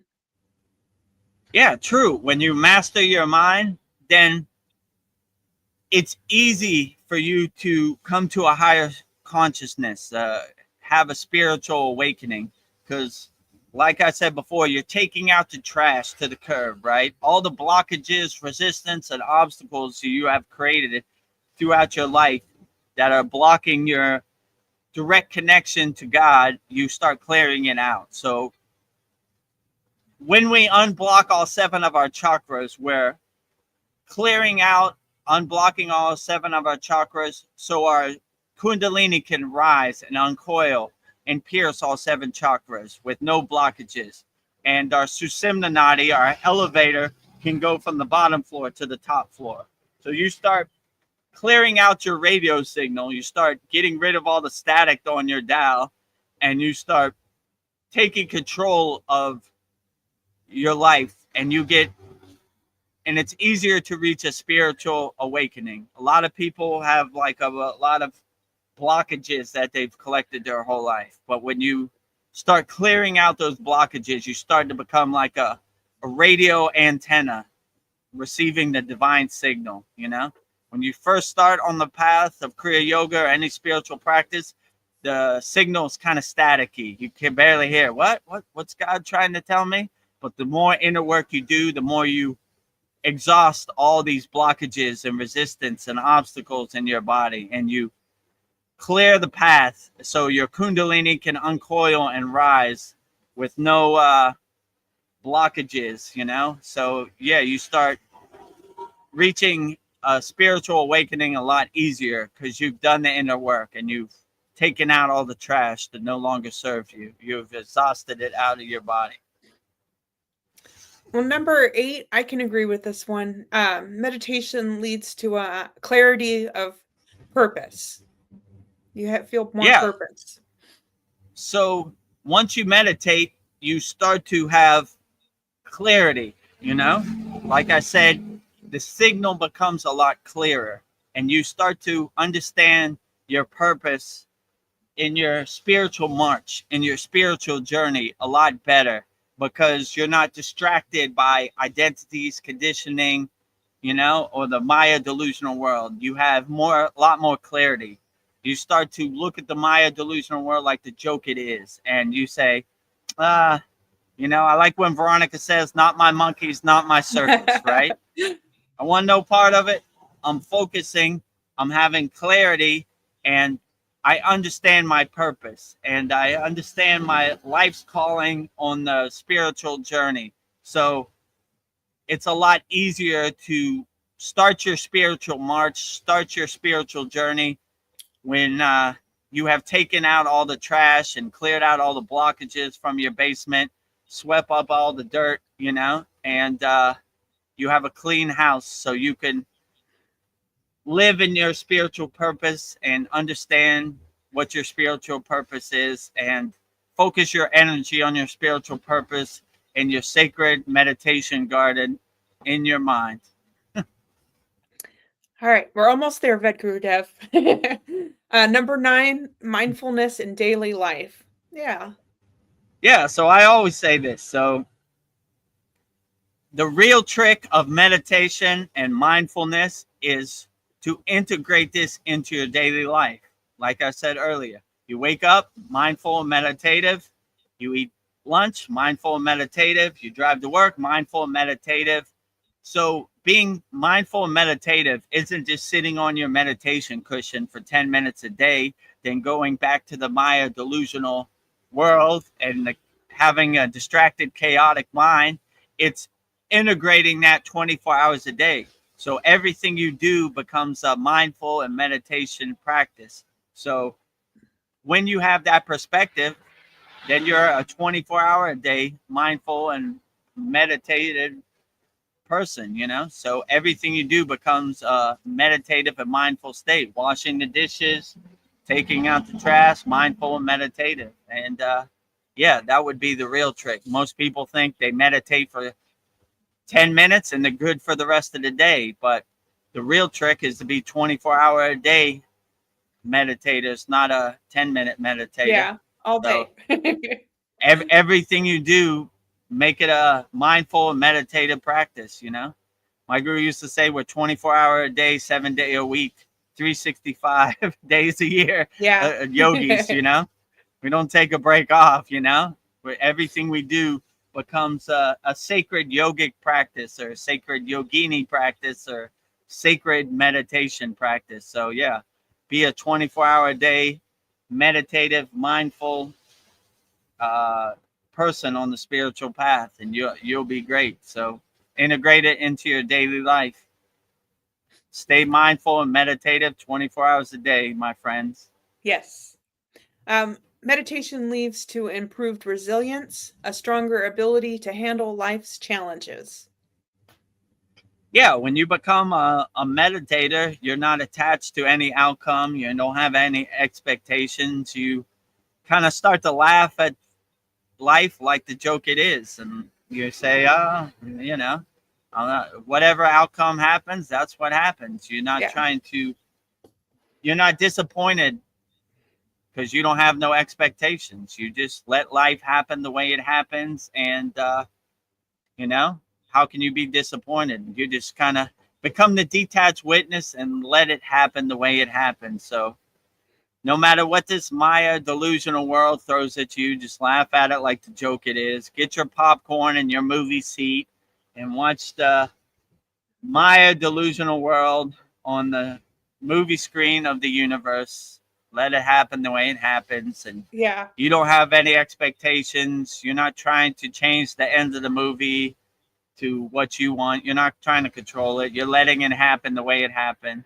Letting the clouds pass in the sky, letting the water under the bridge, you know, flow the way it flows. I'm not trying to control it. I'm not trying to make it happen the way it happens. I want it to happen. And I just let it happen the way it happens. And that always gives you a better meditative perspective, right? You get your popcorn in the movie theater and just watch the movie. Oh, look at that. You know, I thought Hulk was green, but in this movie, he's red. Who knew, yeah. right? So if you start to look at everything in this physical world like that, then you'll be better off, right? You know, 3-Eye Atlas is over there. 3-Eye Atlas is over here. Who knew, right? Interesting, you know? So you're not attached to any outcome, or you don't have no dog in the fight, you know? You just let it happen the way it happens and stay light on your toes and pivot, change course, and adjust accordingly. And yeah, you'll be perfectly fine. So stay light on your toes out here, my friend, and always keep a meditative and mindful mindset, and you'll be great, you know? Become the detached witness. Well, the last one, number 11, on why you should meditate, because it's free. Exactly, right? This world is full of everybody trying to monetize everything, right? But if you realize all you have to do is just close your eyes and you could go to your happy place, you could be in your sacred sanctuary, your meditation garden inside you as you, then you don't need any external things to get you into that state. Just close your eyes, sit on your side of your bed, and just go into a meditative state. I always like My guru, one time we were at an ashram in India, right? And we saw a bunch of Western backpackers, right, on the spiritual path. And my guru looked at me. He said, I don't know why these people spend thousands of dollars to come to India to find the spiritual secrets. All they have to do is go in their closet and close the door and be alone with themselves, and they will reach a heightened meditative state. So I always thought that was very profound, for free. You don't have to get on an airplane. You don't have to buy a plane ticket. You don't have to find a hotel. You don't have to find transportation. You don't have to do any of that. Just sit on the side of your bed, close your eyes, go in your closet, close the door, and be alone with yourself. And you'll reach a meditative state. They also have a practice in Kriya Yoga. We just look at a blank wall for hours, right? And that gets you there too.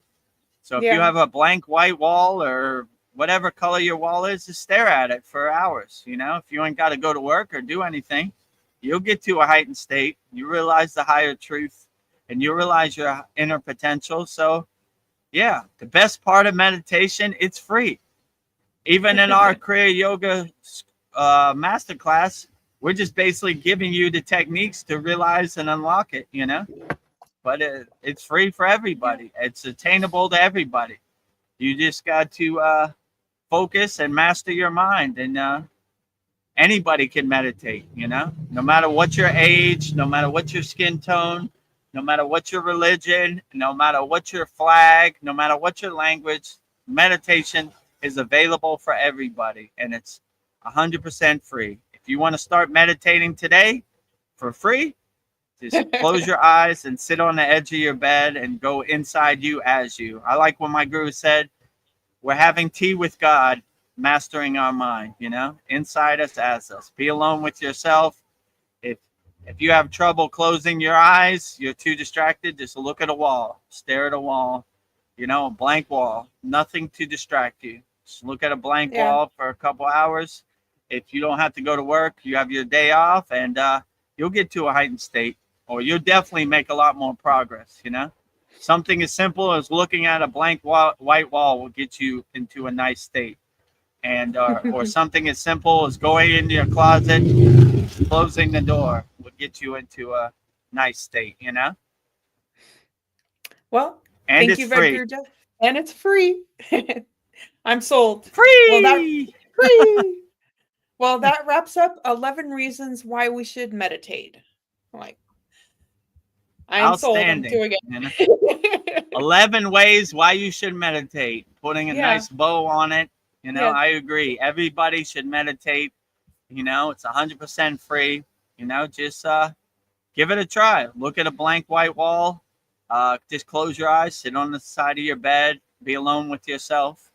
Or if you need to be in some darkness, just go in your closet, turn off the lights, and be alone with yourself for a while, right? Yeah. You'll find the secrets of the universe inside you as you, or you'll make progress towards that way. And when I have to go out in the Maya delusional world, I miss my meditation cushion. I can't wait to get back home. Enough of this. So once you start meditating, you see it's a blissful practice. So start meditating, my friends, and the best thing is free. Be alone with yourself.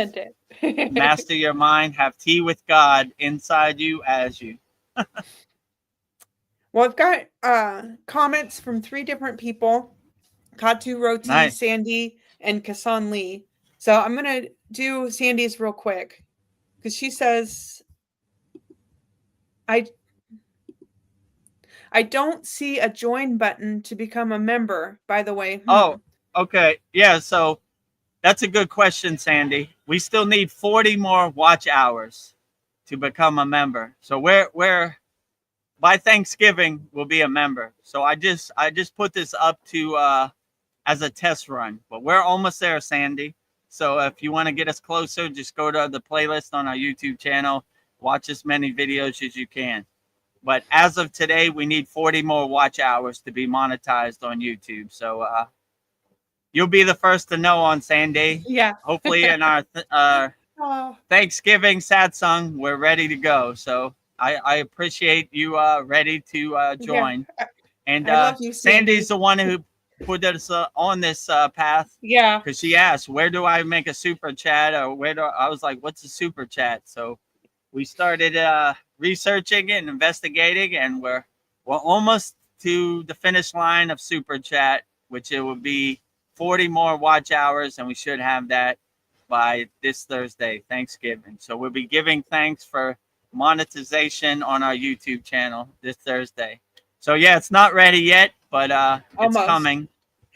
Thanksgiving, we'll be giving thanks for being monetized on Yeah. YouTube. We only need 40 more watch hours, which is basically the home stretch. So Yeah. we're coming home. We're not quite home yet. Just yeah, 8 out. If we get 8 hours a day, we'll have our 40 hours. It's just And a once work we get day. to 40 hours, you'll see the join button. It'll be on our Yeah. homepage at Vedagurudev, right? So yeah, you'll see it, and I'll probably make a video and show everybody how to join. So be like Sandy and join once we get those 40 hours. Well, Katu Roti's here. I haven't seen you for a while, Katu Roti. Nice to see you. Yeah, glad to have you back, Katu Roti. Katu Roti asks how to enjoy difficult things. I want to meditate, but not through willpower, but through love. Whenever I meditate, I'm just waiting to finish it off. Ooh, another meditation question. Yeah, so when you meditate, even the so-called distracting, chaotic things, or the so-called bad things, become irrelevant in your meditative state. So if you're meditating, you kind of let go through the practice of sudi, which is basically detach, let go. So all the so-called bad things that come into your mind, you clean your house before you go in the meditative state. Like, what are my thoughts about this person or this or that? You detach, let go, detach, let go, detach, let go. And once you cleaned your house and you have no thoughts, then you become into a heightened, non-distractive, meditative state. So yeah, I would clean your house before you go into the meditative state with that practice sudi, which is basically detach, let go. Whatever thought comes into your head, detach, let go, detach, let go, detach, let go. And once you're clear, then you will go into a meditative state where you're unaffected by any thoughts, any perceptions, any of that stuff has no meaning in your sacred meditation garden inside you as you. So yeah, I would let go of all thoughts before you meditate and enjoy your meditative state, you know? And I wouldn't try to rush it. I would just try to enjoy it as much as you can. So when you feel the bliss and the happiness of meditation, then you're not trying to finish it off. You're just, I want to stay in a meditative state 24 hours a day. So even when I go into my delusional world, I try to carry that meditative state, that mindful state in anything I do. So there's nothing to finish because you're a 24-hour a day meditator. So Yeah. yeah, I would clear all your thoughts, and I would try to stay in a meditative, mindful state 24 hours a day, no matter what you do. So whatever difficult things happen in your life, carry that meditative and mindful state with you 24 hours a day, you know? And you'll see it almost, the difficult things become like butter in the sun. They just kind of dissipate anyway, right? Like, why did I even think this was difficult? This is kindergarten. This is an easy day at the office. This is light work, you know? So all the so-called difficult things that usually are heavy and stressful become easy to you because you're a 24-hour a day meditator. And you're like, whatever, you know? It's my delusional world with the difficult things have no meaning in my life. Easy day at the office, right? Yeah. If I can do the full wheel pose asana, then this is nothing. This is light work, you know? If I Yeah. could Light work. sleep in a cave in the Himalayan mountains, this is easy, right? You know? So the so-called difficult things become easy to you because, you know, you're not attached to them, you know? you live in a state of equanimity, which is I don't see difficult or I don't see easy things. Everything is equal, and everything is a opportunity, a mountain to climb, you know? So we take it on the chin, we put our shoulders back, our chest expanded, and we get to work, you know? Okay. Difficult things, easy, you know? Easy things, easy. Easy peasy, lemon squeezy. Yes. Oh, you get my humor. Well, Kati Roti has another great question. Is this world really that bad? My point of view is that the world is somewhat a good place. I enjoy my days, even with others who aren't into spirituality. Am I not seeing something here? Oh, I agree with you. No, you are seeing something. The best state to be in is a state of gratitude and a gratefulness, right? So, yeah, I enjoy this Maya delusional world. You know, I'm not stressed out about it. It is what it is. Que sera, sera. It happens the way it happens. And I enjoy it for what it is. And when you start seeing the beauty of the world and you start seeing that God is the best painter, the best creator, the best architect, then you enjoy this world. One of my favorite sitas is called Boganantar. Bogar means enjoyer. He enjoys the world. So I always try to take that perspective. I enjoy it for what it is. I mean, look at these palm trees right here. Look at this ocean. Wow.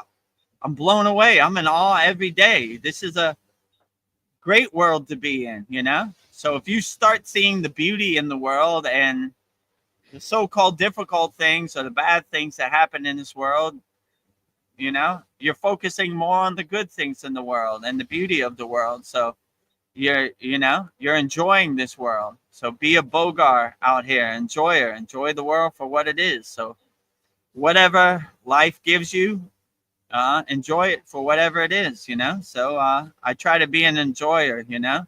So life is short, time is fleeting. So enjoy this world as much as you can, and whatever happens, you know, look at it like on the movie screen of life, on the universe, like whatever, it happens the way it happens. And but that doesn't change my mind state or who I am. I'm still an enjoyer.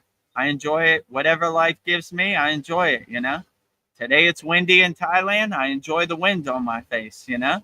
I enjoy the ocean behind me. I enjoy the palm trees in Thailand. So always being an enjoyer. And yeah, this world isn't so bad if you become grateful and have gratitude and become an enjoyer of this life. So yeah, it's not that bad. I'm enjoying it for as much as I can. So these are the cards I'm dealt. I'm going to enjoy them. I'm going to play with them as best as I can. So yeah, this world isn't so bad. I agree with you. You know, if you have the right mind state and the right perception,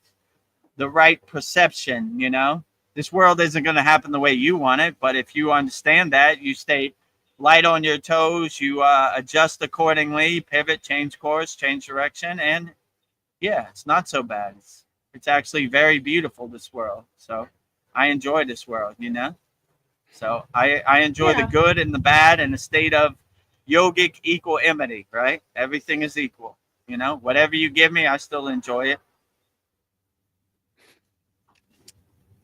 Beautiful. And then let's see. Kasan Lee, I haven't seen you for a while. Good to see you. He says, hey, yo, Guru. Hey, yo, Veronica. And a wave. Hello. Hey, yo, Kasan Lee. Hey, yo. Yeah. I like your hard hand. Yeah. Big, beautiful red heart. Kasan Lee, you're funny. Hello, anxiety. Hello, depression. Hello, OCD. Hello, cancer. Good morning. Yeah. Yeah, well, I'm under the other perception of that. Like, it doesn't exist in my universe. Yeah. OCD, cancer, depression.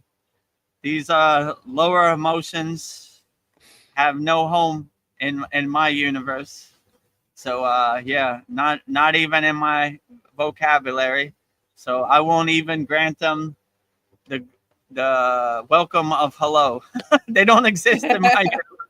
So whatever lower emotions or things you're going through, just have the perception if a tree falls in the woods and I didn't hear it, did it really fall? So these don't exist in my vocabulary. So yeah, no need to say hello to something that's not there. Yeah. My guru used to say, if you think disease, then you have disease. So that's kind of the traditional yogic mind approach. I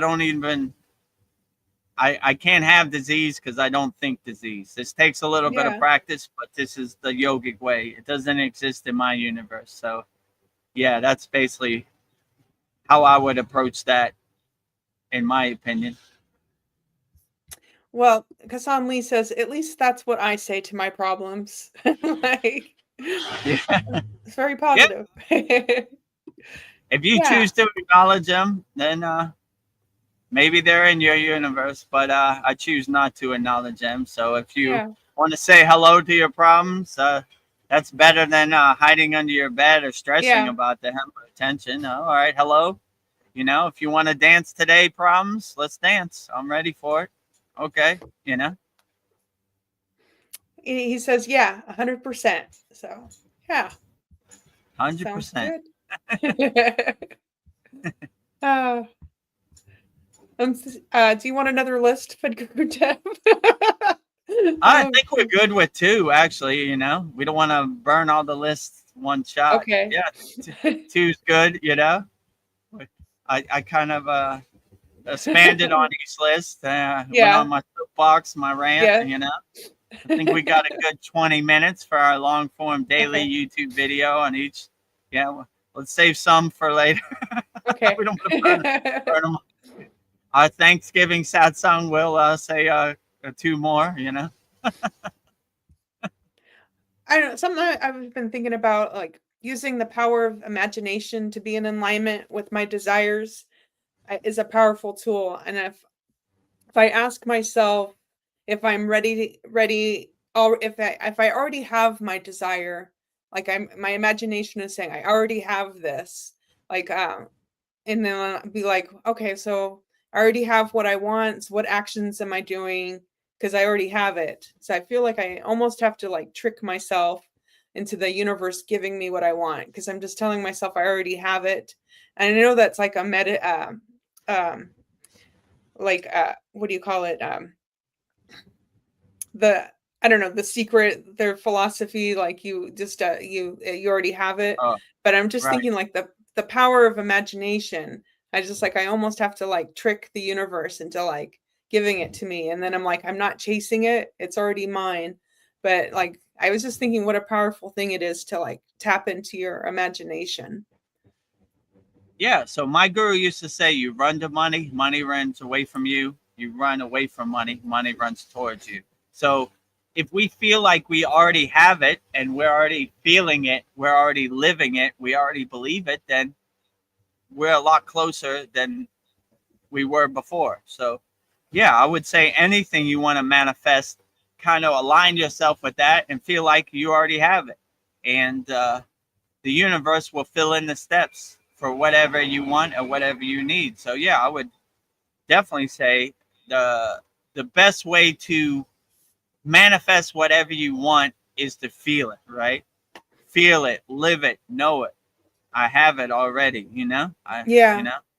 So yeah, I would feel whatever you have, you know, and that would probably be the quickest way to manifest whatever you want. So yeah, I would say that's always worked pretty good for me. Now, things that are harder to manifest, like a solid gold airplane, are probably going to take a lot more work. But start off slow and work your way up to it. But I would say a good start is to feel like you already have what you're trying to manifest, you know, and start off slow. Like I would like to manifest, some Skittles, and you never know. You go in the store and the Skittles may be there. So start off slow and work your way up. And once you see results, then you could, it becomes a game to you to start manifesting and aligning yourself with things. And yeah, so I would say the best way to manifest is always come from a place of abundance, not from a place of lack, right? So if you feel like I am abundant and I have everything I need inside me as me, then you'll be on a better frequency for the universe to fulfill your and grant your wishes Yeah. and fulfill your request, I would say. So align yourself on the frequency, whatever you're trying to attract, and you should be better off. And always come from a place of abundance, never from a place of lack. And you should be on the right track, I would say, or feel like you already have what you want, you know? It's not something far away. It's something you already have inside you as you. Yeah. Kassan Lee, thank you. That word manifestation, it was like on the tip of my tongue. I just could not find it. So thank you. Like, all I could think was secret.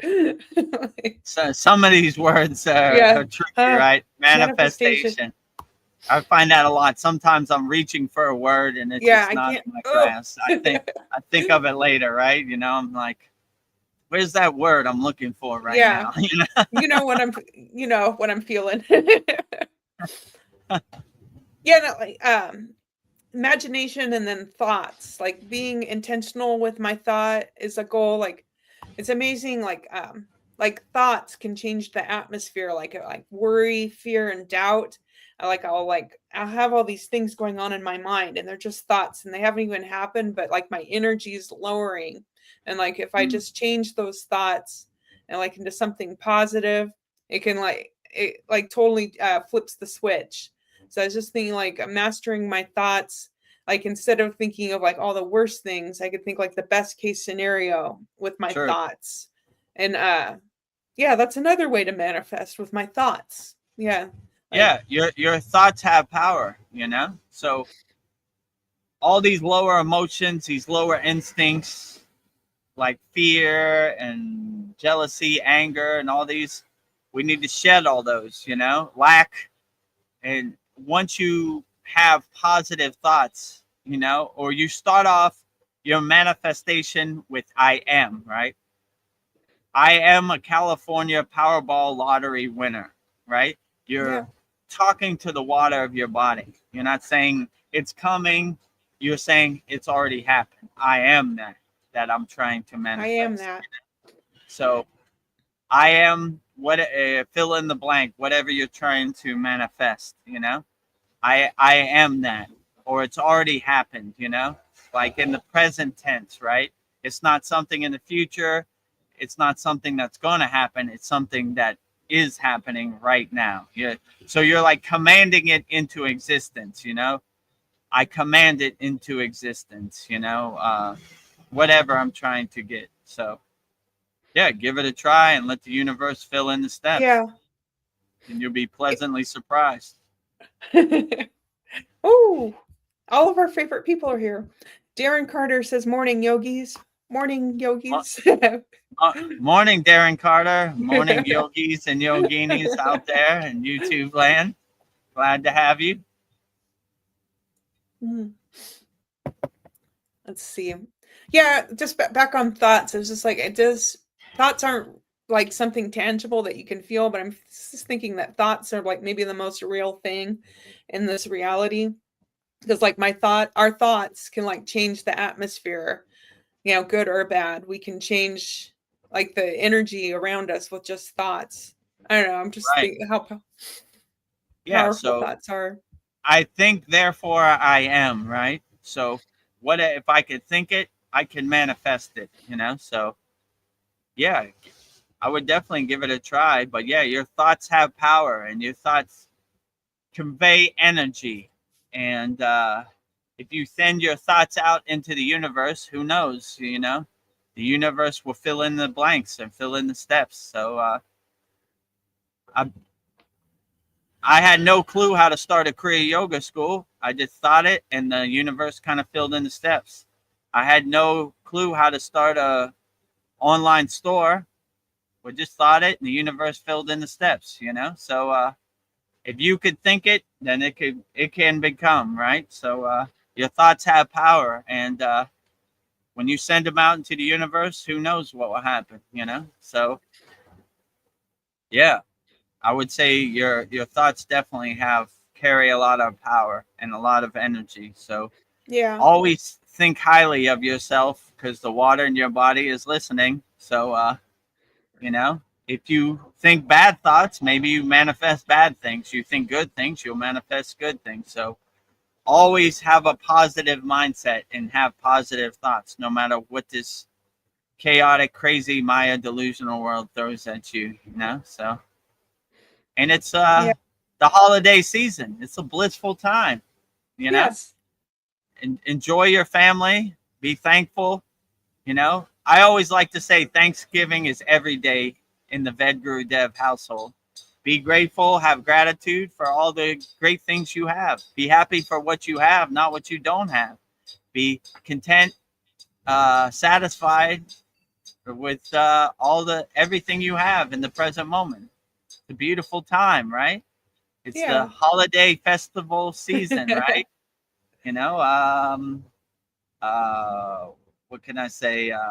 Thanksgiving, giving thanks for all the blessings you have. Every day is Thanksgiving. Like I said, I'm grateful for everything. And yeah, Santa Claus and the holiday season. What a blissful time that is in the to be alive, right? So yeah, enjoy everything you have. And if you want to start practicing Kriya Yoga, um, yeah, we have a Kriya Yoga Masterclass holiday mega offer.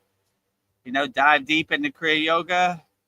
Every plan we have is 50% off right now. Just $25 a month, usually $50 a month, or $125 a year, usually $250 a year.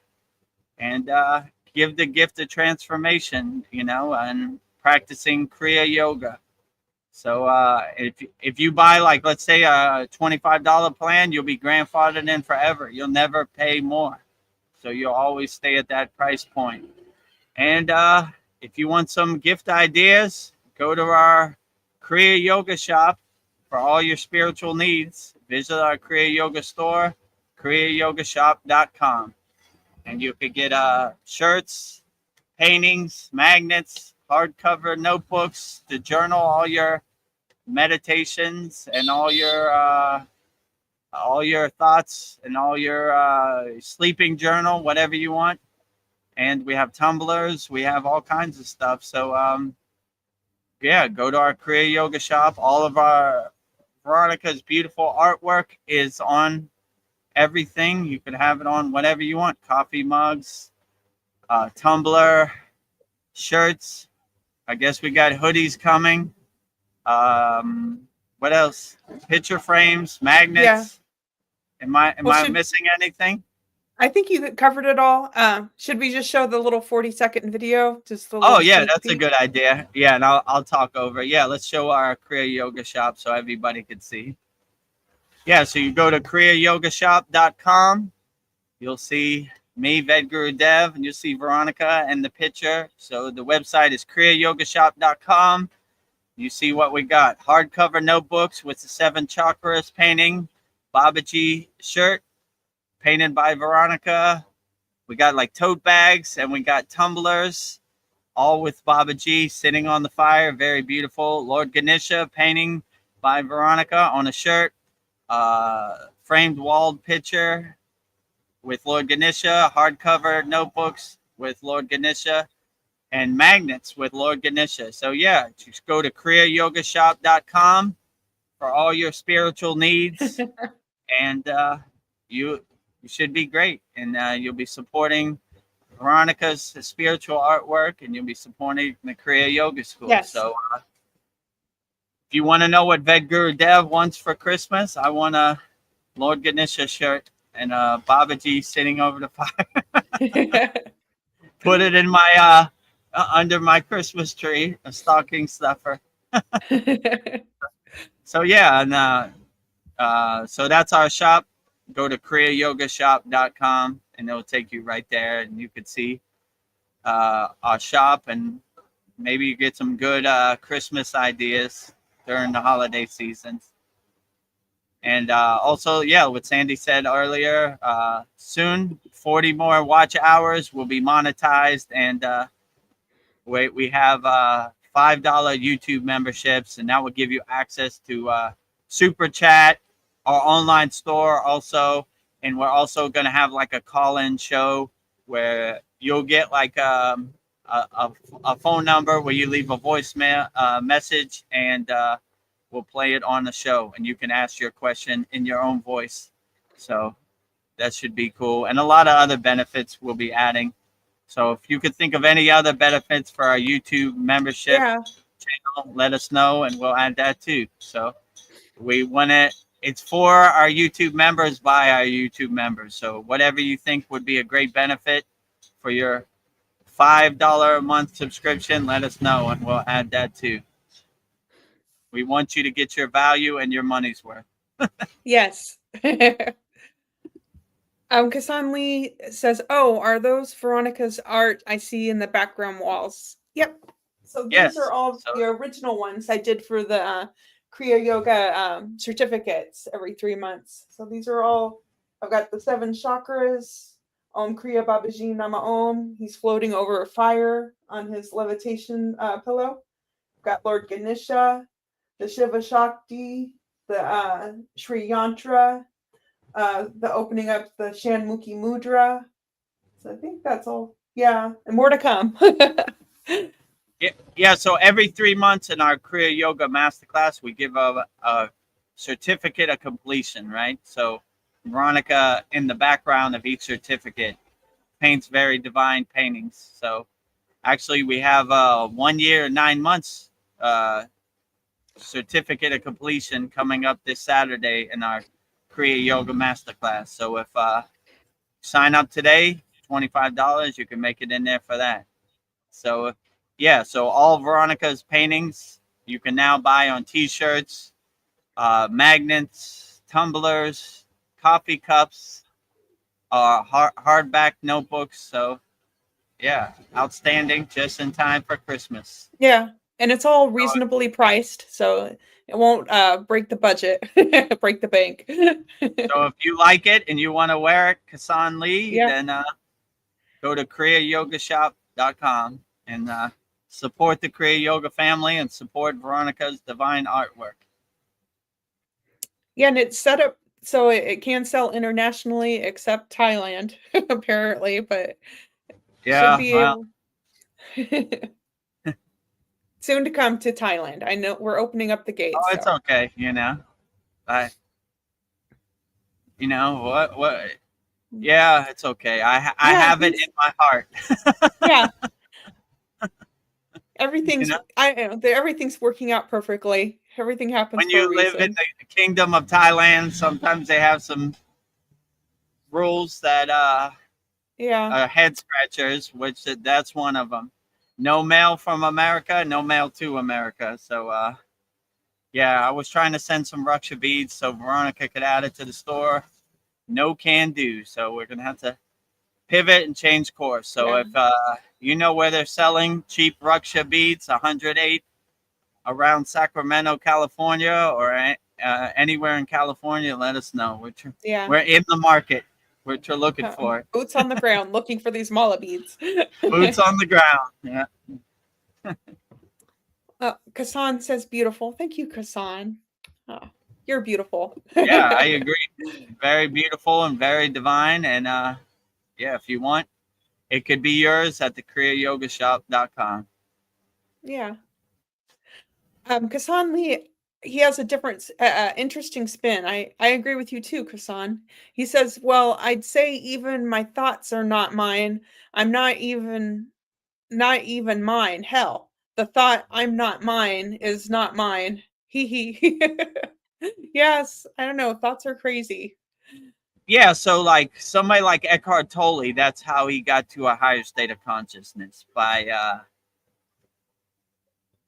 having the I perspective, that realizing there is no I perspective.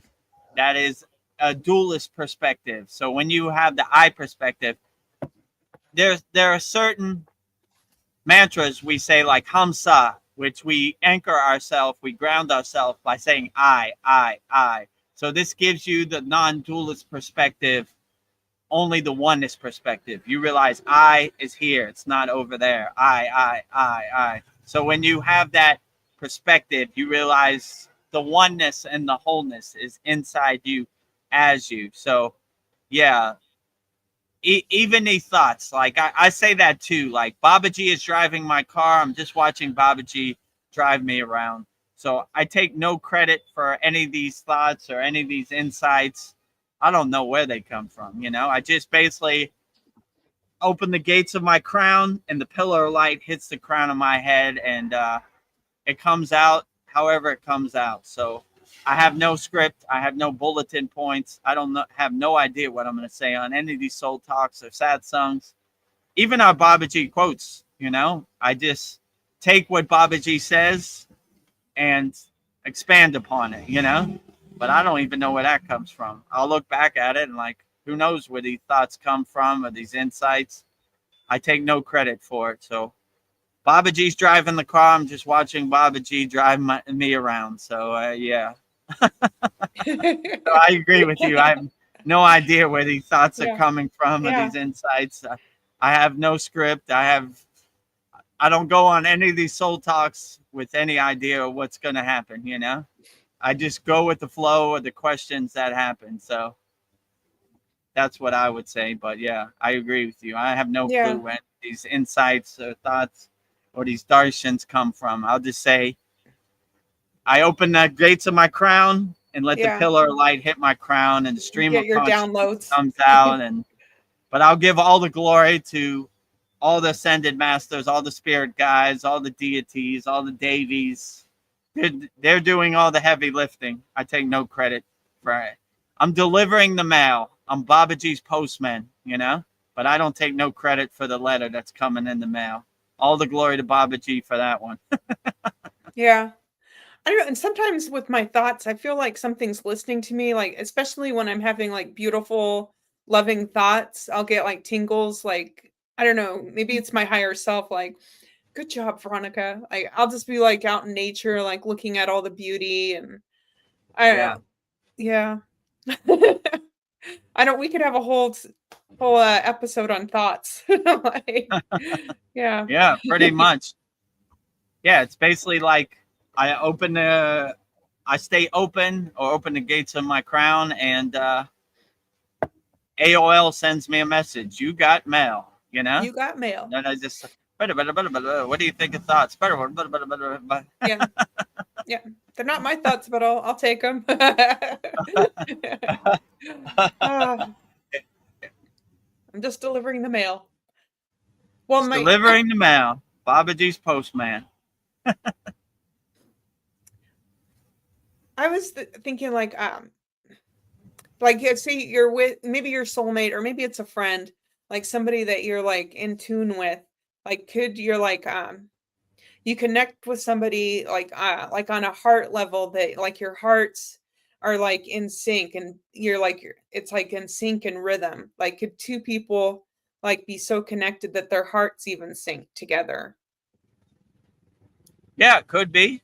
I mean, when me and my guru opened our 7 chakras, he would sit in front of me, and we would transmute energy back and forth and open our 7 chakras in sync, and when you align yourself with a certain person and on the same frequency, you would definitely be in sync, and you'd be surprised. You start finishing each other's sentences and everything. You're in sync, you're aligned. And on the yogic path, the spiritual path, when you align yourself with, your guru or certain devotees, collectively your energy rises, and collectively rising tides lift all boats. So even if you're stuck, other people will help get you there. You know what I'm saying?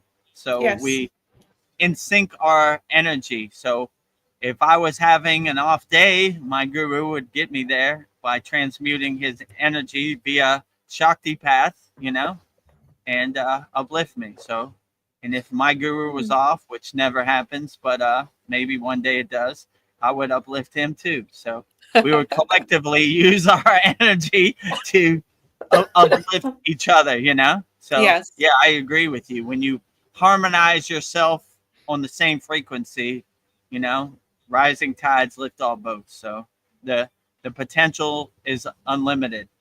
Yes. Kassan Lee. He says, "Don't kiss the mailman, Veronica." I won't. My kisses are precious. I'll never tell. Uh, uh, Darren Carter is here. Hi, namaste, Darren. Namaste, Darren. Darren is a Kriya yoga lifer in our inner circle. So glad to have you, Darren. Hello to Darren and Donna in the UK. Darren has been watching some of your past life videos, Dev. What a Oh, contrast. really? It's nearly black Oh, and white. As my story yeah. from getaway driver to Kriya yoga. Yeah. Well, I have experienced it. So I come up from a place of experience. The ego self, the Maya delusional world, you know, the NPC life. I was there, you know, so I understand. I come from a place of experience, you know. This is not something I read in a book. I treated my body like an amusement park, and yeah, there's some things that I wasn't proud of, but I pivoted, I changed course, and I got on the path to Kriya yoga. So I'm here now. I don't even recognize that person I was back in Yeah. the day. Sometimes I get some reminders, you know. But yeah, what a 180, what a contrast from world famous DJ to Kriya yogi, right? Yes. But if I could do it, anybody could do it, you know. So it happened the way it happened, you know. I experienced it, you know. I treated my body like an amusement park. I come from a place of experience, so I know what it's like to be an NPC or to be attached to the material world, or to how could I say this? Be attached in my ego self, Yeah. regurgitating my own BS, believing my own BS.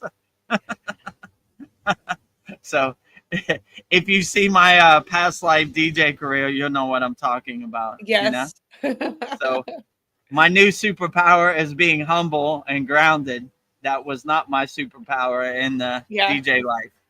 Humble wasn't a word in my dictionary, in my vocabulary, if you know what I'm saying. Yes. I was unhumble. So Darren Carter. I'm working on that, you know. When I get darshans from certain enlightened beings, you know, they say, always say that. Stay humble, you know. That's something you need to work on, Vedagurudev, staying humble. In your past life, you were not humble at all. Zero. So that's something I need to work on, you know. Babaji sent that to me for Christmas. I need to be more humble. Well, Darren Carter says you entertained me for a while. Oh yeah, it's entertaining. That is for sure, Yeah. right? You know, Vedagurudev on his soapbox in his DJ Yeah. career. It entertains me, and I lived it too, right? Like, look at this guy, Vedagurudev. What's he doing? You know? Oh, Kassan Lee, he says, "Where can I watch your world-class DJ work, Guru? Seriously, I mean, I think it's all over the Yeah, internet." you just type in DJ domination, and you'll see it. You know, you can't miss it. Yeah. I don't think I think Vedagurudev wants you to miss it. Yeah, I do want you to miss it. That's why I wasn't trying to say it, but you know, it's water under the bridge. I lived Yeah. it. You know, I own it. I take it on the chin. You know, Yeah. so it's a good reminder. If I can overcome the Maya delusional material world, then anybody can. So Yes. it happened to me. I'm coming from a place of experience, been there, done that. So I'm not just. That's what my guru told me. He said, you need to go back to the Maya delusional world. You need to be boots on the ground on the front line, because you come from a place of experience. All these yogis in the Himalayan mountains, they only they've never experienced the Maya delusional world, but you have actually lived it. So people can relate to you. People can resonate with you because you come from that place. If you could overcome this, then they can, right? If I could do it, you could definitely do it. So, that's why I'm here, right? If I had it my way, I'd be meditating in a cave in the Himalayan mountains right now. But boots on the ground. So if I could do it, you definitely could do it, Kasanli, So you'll see what I came from to get to this point, Just type in Google DJ domination. I'm sure there'll be a lot of entertaining things that will pop up that will make you laugh. Well, Kasanli says DJ domination. Cool. Yeah, very cool. Yeah, I'm glad you enjoy it. Pretty cool. It should be entertaining, right? Yeah. Darren Carter says it's all character building. Yeah. All character it's all building. Character building. Yeah. I've been there, done that. I come from it, I know what it's like to treat your body like an amusement park, be attached into the Maya delusional world, be an NPC. I was all of the above, right? So yeah, it gave me perspective. It gave me character. Let's say it like that. So,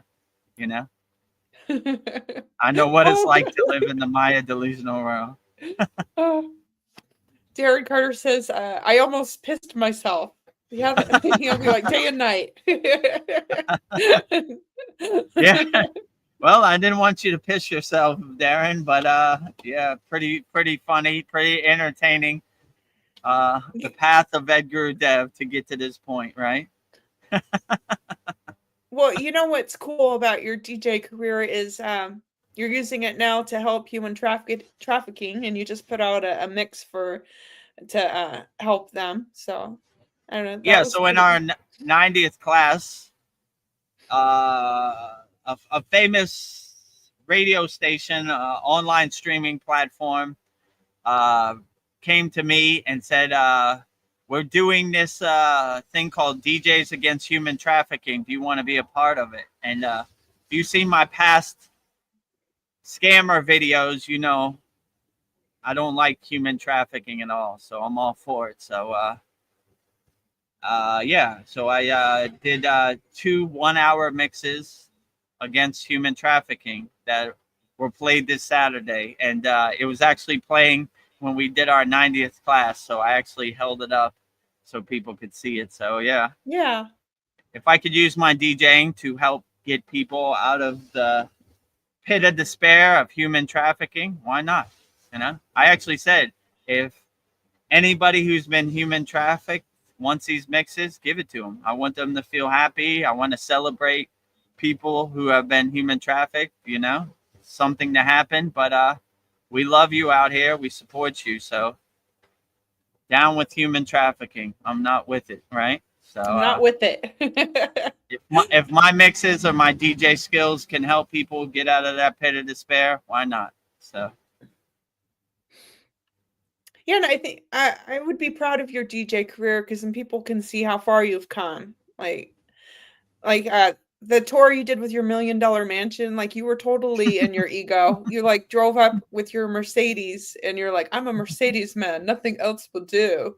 And like you were all about your possessions, your money, your home. So I don't know. It's like it's good to show people how far you've come. So I would be proud of it. Yeah, if I could overcome it, then anybody could overcome it. Yeah. I definitely was entrapped in the matrix of materialism and money and houses and cars, I think I said in that video, this Mercedes, what I even forgot anything else would be uncivilized. Yeah, you're like, yes, nothing else will do. I'm a Mercedes man. If that's not a prime example of living in your ego self, I don't know what is. I was supposed to sort of ego self, NPC materialism. So if I can overcome that, then anybody could overcome it, So yeah. So I'm proud of the progress I've made on the spiritual path. I've definitely made a lot of progress since I became a Kriya yogi and was initiated into the practices of Kriya yoga. Kassan Lee says, I'm all for entertainment. I don't have distinction between Maya world and so-called spiritual world. That's duality to me. Sorry. I work at the Department of Oneness Police. Oh, well put. Yeah, I agree with you. There is no duality. There is only oneness. So yeah, work at the Department of Oneness, right? Inside Yeah, you as is Department of Oneness Wholeness, Police. right? There is no duality. The duality police has arrived, right? Arrest Vedagurudev. He had a Yeah. dualist moment, right? Yes. Yeah, you're right, right? Like there is no duality perspective, right? That was me, and I am that. I lived that, and I did that. So I take it on the chin. That is me. You know, that's not somebody else. That is me, right? I live it. Yeah.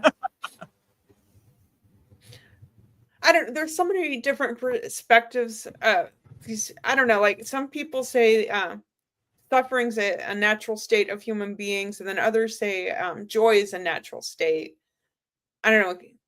I don't know. Could it be both? Like, Yeah, I think it could be both. yeah. Whatever state resonates with you and uplifts you, that is the best state. So you could be in a joyful state. You could Yeah. be in a blissful state. You could be in a happy state. You could be in all states. You know, they all kind of Yeah. merge into oneness. So yeah, there is no rule book. There is no guidelines. There is no gatekeeping. You could be whatever you want. You know, so if you want to be happy and blissful at the same time, that's perfectly great. So I encourage it, you know. So yeah, I would just be the best person you could be. It guides you wherever you need to go, and I wouldn't overthink it, you know. Everything is possible when you realize your true unlimited inner potential. So yeah, everything can happen, you know. What can't we do? We can't. Yeah. What We can't? can do everything. We can We're hit can we're do. Americans, not Americans. You know. Hmm. People like to throw around the term dark night of the soul. Like, um, I don't know. What is your definition of the dark night of the soul? Like, another question on that subject is, how do you know you're on a spiritual journey? I don't know. Is it just like facing your the light and the darkness in you at the same time, or I don't know. I just feel like I don't know. Dark night of the soul. We all have stuff we have to face, I guess. Yeah, the darkness of the soul. I mean, I would say it kind of means like everybody has something to overcome, but the darkness of the soul don't really exist in my universe. I don't Yeah. acknowledge any darkness. I try to be the lighthouse and the light in the darkness. Like Jesus said, yea, though I walk through the valley of death, I shall fear no evil. So I try to bring the light to the party. Have light will travel. So anything darkness or lower frequency, I kind of don't even acknowledge. I kind of don't even want it in my vocabulary. It doesn't exist in my universe. So I know what they're saying. Like everybody has to go through something. I like to say every day is a test as a yogi. It's more blissful and enjoyable, you know, to have that same perspective. So yeah, I would just say everybody has to go through something. But if you take on everything with a smile on your face and you look for the opportunity to dance, then kind of dissipates it, you know. It's not as harsh. It's not as Yeah. overwhelming. Like, all right, well, you know, all yogis and yoginis, all ascended masters, they had to go through this at one point, you know. They've all been able to overcome it. I take it on the chin, you know.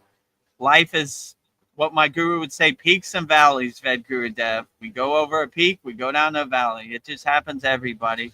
Every day is a test as a yogi, but I'm not going to overthink it. I'm just take it on the chin and get to work, you know. So darkness of the soul, whatever this life presents with to me, I'll just take it on the chin and overcome it as best as I Yeah. can. So Clear out those I like to boxes. think my soul has no darkness. So when you say darkness of the soul, I was like, there is no darkness in my Yeah. soul. It's a It's nuclear all power light. plant of light, right? If there is any darkness, I'm trying to burn it out by lighting every cell in my body, No, no Yeah. darkness here, It doesn't Yeah, exist in my universe. I never really resonated with that term, dark night of the soul. It seems There are no negative. dark nights in my soul, Yeah. dark night, Only light nights of the soul. Only nuclear power plant, super light being Yeah. nights in my soul, right? Ooh. Zane says, I just checked out your DJ channel. Awesome. Good work. Yeah, good Oh, work. I appreciate your vote of confidence. Yeah. I don't know. Yeah, I like to like seeing the videos of you like working the crowd and like you're like a rock star. Yeah. You're a rock star now as a guru. Less ego. Yeah, if I can overcome all this rock starness and DJ careerness, then you can definitely too. So Yeah. if I come from two parts of the spectrum, right? Then if I could do it, you definitely could do it. So it's a good example of going from 100 to back to 0, right? So Yeah. so if I could do it, you definitely can do it, Zane. So it's a good example of what we can overcome. Zane understands what I'm saying. Zane says, yes, after healing, you don't want to hear negative words like dark night of the soul. Yes. Yeah, absolutely. When you heal yourself and you focus on your inner work and your inner life, then darkness has no meaning in your universe. You focus on the things that uplift you, not the things that lower your frequency. Darkness has no meaning here. Yeah. Mariana is here. She says, hello, namaste, my beautiful dear friends. Aw. Yeah, namaste, Mariana. Glad to have you here. Hello, beautiful Mariana, and namaste to you. Well, I think we need to wrap this up pretty soon. I got an early morning, Okay. but yeah. Okay, sounds great. I think I don't know, unless some other people have questions. I don't know, can Kriya Yoga lead to a spiritual awakening? Any type of Kriya Yoga you do? I absolutely think so, but I'm biased, I'm Yeah. on the Kriya Yoga plan. But I think any spiritual tradition that you subscribe to can get you to a higher state and get you further on the path. So I would definitely say that I subscribe to Kriya Yoga, and it's worked for me, and it's worked for all of our 80 members in our Kriya Yoga school. So I'm kind of biased, but I would say any spiritual thing you do, like if you're a Buddhist, will get you into a better mind state and a better consciousness and a better higher perception where you're not attached to the Maya delusional material world. So yeah, I would definitely say, Kriya Yoga could get you further along down the path and give you some things that you could integrate into your daily life to help you navigate this crazy Maya delusional world, So yeah, and I would say if you resonate with Kriya Yoga and you like Kriya Yoga and you want to try it out, you could go 100% free. Go to freekriyayogamasterclass.com and join our group. And we have a beginner mini course in there, 100% free. We have a very interactive community in there, and try it out. And if you resonate and you want to go to the next level and you want to join all of our Kriya Yoga School Masterclass A1 Day 1 Lifer members, all of our 80 members in our Kriya Yoga Masterclass, Master the Supreme Science of Kriya Yoga, go to kriyayogamasterclass.com or at least subscribe to our YouTube channel at Vedagurudev, right? So we have a lot of different options. And if you need some spiritual gifts for people, we have all your spiritual needs. Go to kriyayogamasterclass.com. Support Veronica's divine spiritual artwork. And yeah, very inspiring artwork, and it will get you into a nice place also. So Yeah. whichever way works for you, we got many different options. So yeah, subscribe to our YouTube channel at Vedagurudev. We only need 40 more watch hours, then we'll be monetized. And then we'll have $5 memberships like Sandy asked. And you could get super chat. You could link to our online store. We're going to have a call-in show where I'll give you a number and you leave a voice message, and we'll play it on our live streams, and you can answer the question in your own voice, and I'll answer it live on the screen in all of our live streams. So yeah, that's coming hopefully in the next couple days before Thanksgiving. And when we do our Thanksgiving satsang, we should be monetized and ready to go. We just need 40 more watch hours. So go to our Kriya Yoga at Vedagurudev YouTube channel. Go to the playlist, watch as many things as you can. We should be there by this Thursday. And giving thanks for being monetized on YouTube. And then visit our Kriya Yoga store for all your spiritual needs. kriyayogamasterclass.com. Maybe play the video one last time before we go out. Yeah. And they could see it. So you go to kriyayogamasterclass.com. You could, and yeah, there you go, kriyayogamasterclass.com.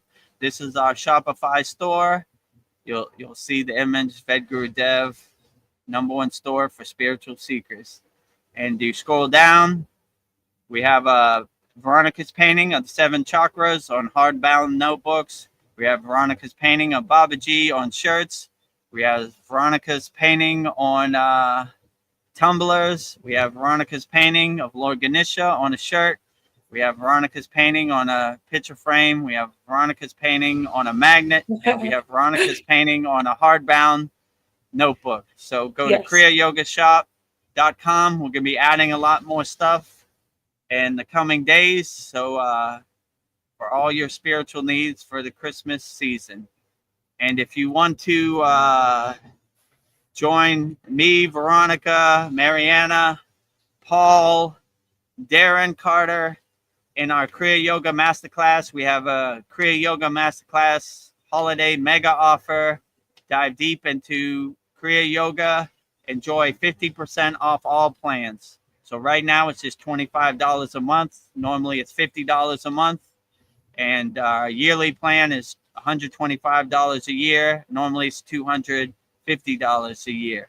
So to try out Kriya Yoga and advanced techniques, hundreds of classes, hundreds of yagnas, hundreds of live streams, a very interactive community, live class every Saturday, 24-hour day support from Vedagurudev, coaching you on the spiritual path. Go to kriyayogamasterclass.com and give the gift of transformation that keeps on giving for the rest of your life. It's a year-long journey. So yes. I guess with that said, that's before we go, ahead. Vedagurudev, I had just have some comments from YouTube. Okay, so, great. Darren asks, "Are you well, Mariana?" And Mariana says, "Hi, Darren. Not really, but I'm okay. Surviving the Matrix." Oh. That's all we can do. Survive the Matrix. But Mariana, we love you. You're beautiful.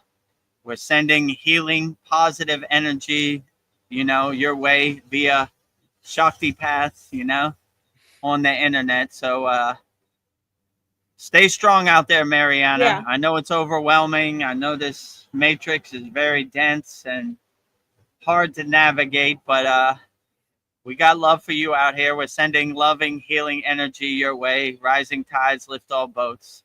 So stay strong out there, Mariana. But I know this Maya delusional world can be difficult at times.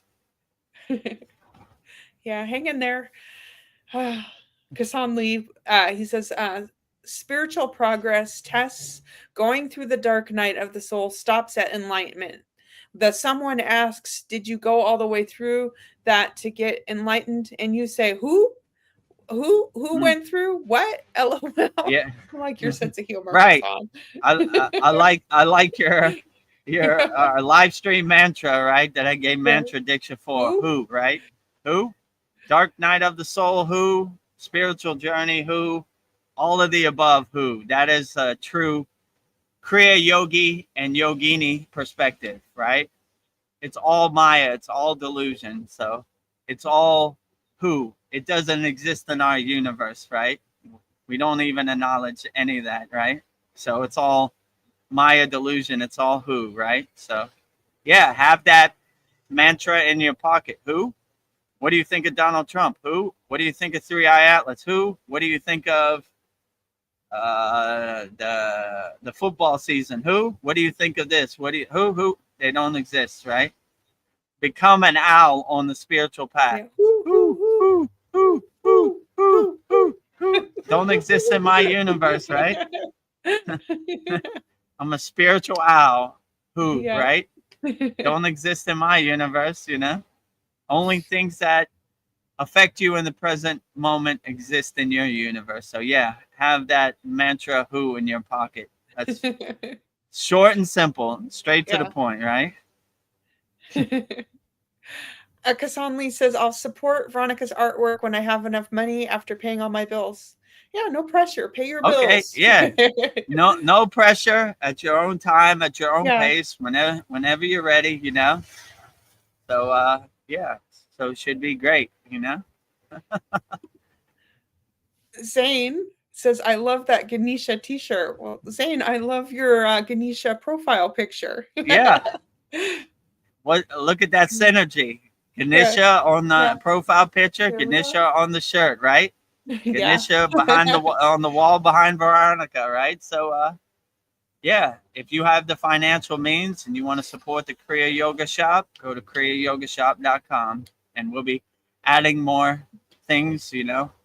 Yes. We're going to have very soon a bunch of nice gold mantra Monday paintings, you know, pictures that will go on shirts and stuff too. So that'll be cool also. So, you know, but to become, you know, one step at a time. We start off with this and we keep adding. So if you think anything you thought would be cool that you would like to have in our shop, please let us know.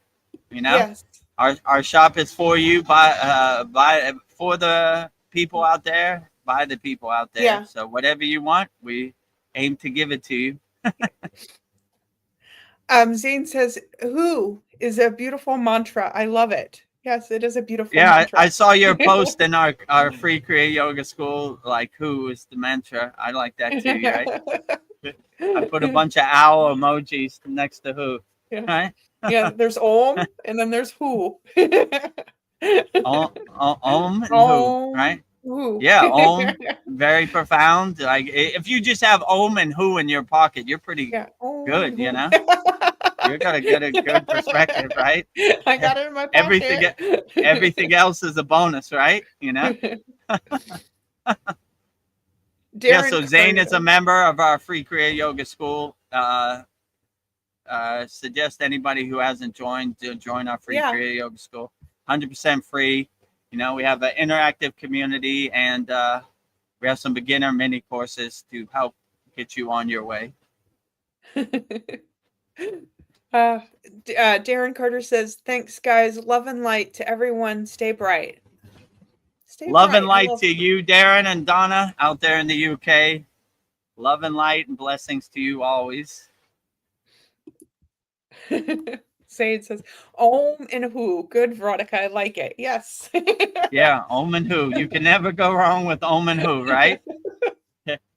Right pocket Om, left pocket who. Yeah. You're good. Yeah. Right? You got two mantras in your pocket that would carry you through the day, no matter what the situation. Well, I just want to say thank you to everyone that joined our Soul Talks, and I hope it brought you some value and most of all happiness. We just bring happiness to everybody. Be Become a nuclear power plant of happiness, Yeah. 24 hours a day. Radiate happiness as much as you can, and unconditional love as much as you can. Yeah, so I guess we'll wrap up our November 23rd Vedagurudev Soul Talks live from a Thailand beach with me and Veronica and all the people on the live stream. Thank you for your very profound and dynamic questions. You know, we do this live stream for the people out there, by the people out there. So without you, it wouldn't be possible. So thank you for everybody with your very profound questions and joining us on our live stream. And yeah, so we'll wrap it up. So hopefully by this Thursday, Thanksgiving, we'll be giving thanks for becoming monetized on YouTube. We just need 40 more watch hours. If you want to put us over the top, go to our YouTube channel at Vedagurudev. Click on the playlist and watch as many videos as you can. And we should be fully monetized by this Thursday, Thanksgiving. And once we get monetized, we'll have a YouTube membership, which will only be $5 a month. And you could have super chat. You record voice messages, online store, all kinds of benefits. And if you think of a benefit that you would like for becoming a member, please let us know. You know, we want it to give as much value and help you and give you the benefits that you want for your becoming a YouTube member. So that should be ready by Friday. We're getting ready. We already have the YouTube thing up here, right here. So we're getting ready. Also, visit our Kriya Yoga store for all your spiritual needs. Go to kriyayogamasterclass.com. If you are inspired by Veronica's artwork and you want it on a shirt, you want it on a coffee cup, you want it on a tumbler, you wanted a framed picture, you want a magnet, you want a notebook, we got it all there. kriyayogamasterclass.com. And let me see. And last one, let's give the offer. Oh, so yeah, if you want Kriya Yoga Masterclass mega holiday offer, diving deep into the Kriya Yoga practices, enjoy 50% off all plans, just $25 a month. Once you pay $25 a month, you'll be grandfathered in. You'll never pay more as long as you become a member. So you'll lock in that price forever, or $125 a year, and you'll lock in that price forever. So usually the monthly subscription is $50 a month, but for the holiday season, Black Friday, Thanksgiving, Christmas, New Year, it's half off right now. So take advantage of that and join all of our 80 members practicing Kriya Yoga, hundreds of classes, very interactive community, every Saturday live class. And you'll be joining me, Veronica, Paul, Mariana, Darren. Who else am I missing? Cal. So, yeah, just $25 a month. Give yourself the gift of transformation by practicing Kriya Yoga, the best gift ever, right? Only $25 a month or $125 a year. Just go to kriyayogamasterclass.com.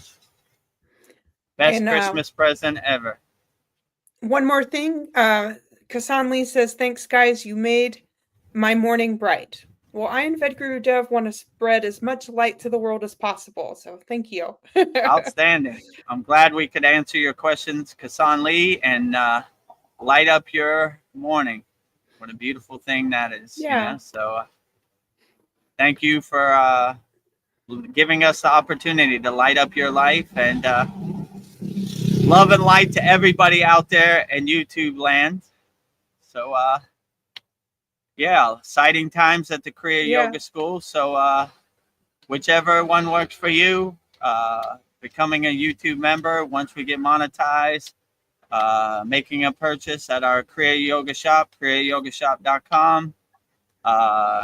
Any of the holiday plans for the Kriya Yoga Masterclass, $25 a month, $125 a year, kriyayogamasterclass.com. Or if you're strapped for cash, but you still want to practice Kriya Yoga, go to freekriyayoga.com. beginner mini course, interactive community. So join our group there. So I guess with that said, we'll wrap up our November 23rd Vedagurudev Soul Talks live from a Thailand beach with me and Veronica. Before we go, we'll give mantra diksha for Babaji's Mula mantra. If you need Babaji's assistance or help and you want Babaji to guide you on the path, but you don't have any mantras, I will give you mantra diksha for Babaji's direct phone number right now. And that is Om Kriya Babaji Nama Om. And Veronica will say it so beautifully right now. Om Kriya Babaji Nama Om. Om Kriya Babaji Namo.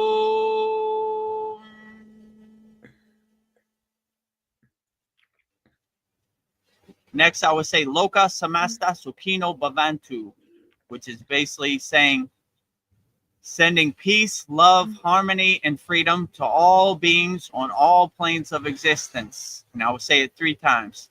Loka Samasta Sukhino Bhavantu. Loka Samasta Sukhino Bhavantu. Loka Samasta Sukhino Bhavantu.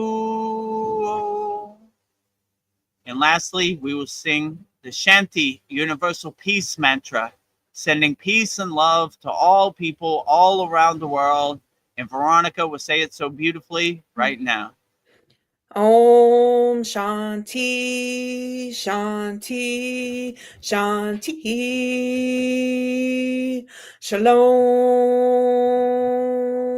Sat Nam Sadhu Tao Em Spirit Swami Kami Amen Amen. Umen Sela Hom. Om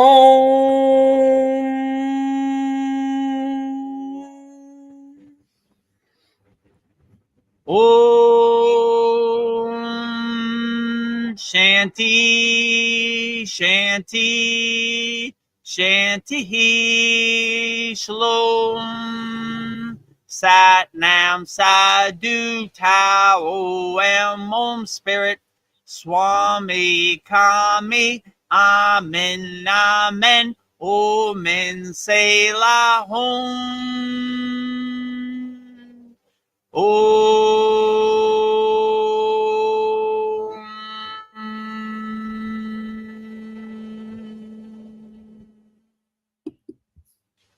Namaste, I'm Vedagurudev, and today I'm going to share a proven spiritual system that's already helped thousands experience deep transformation. When you join the Kriya Yoga School Masterclass, here's exactly what you'll get. Weekly deep dive classes, Saturday at 11 a.m. Eastern Standard Time. Bi-monthly Holy Fire Yagna ceremonies to clear energetic blocks. Weekly satsangs and Q&A, Wednesdays at 9 p.m. Eastern Standard Time. Instant access to over 200 plus on-demand classes on asanas, pranayama, mantra japa, and meditation. Direct VIP access to me for daily mentorship and support. This is not just information, it's direct transmission, guidance, and transformation. Thousands have already said yes to the Kriya Yoga path. And if you're here now, something inside you is ready too. Click the Join Now button below, choose your membership, and begin your journey to inner freedom today. See you inside the Kriya Yoga School Masterclass.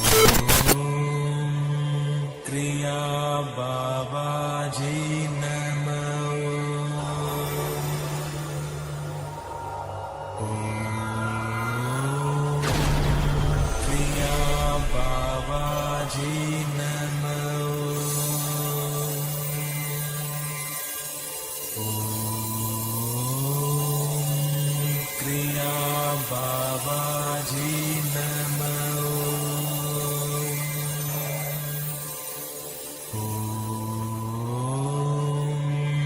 Kriya Babaji Nama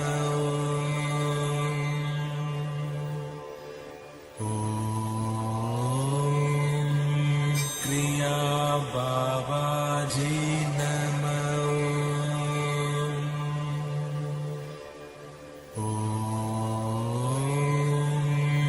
Kriya Babaji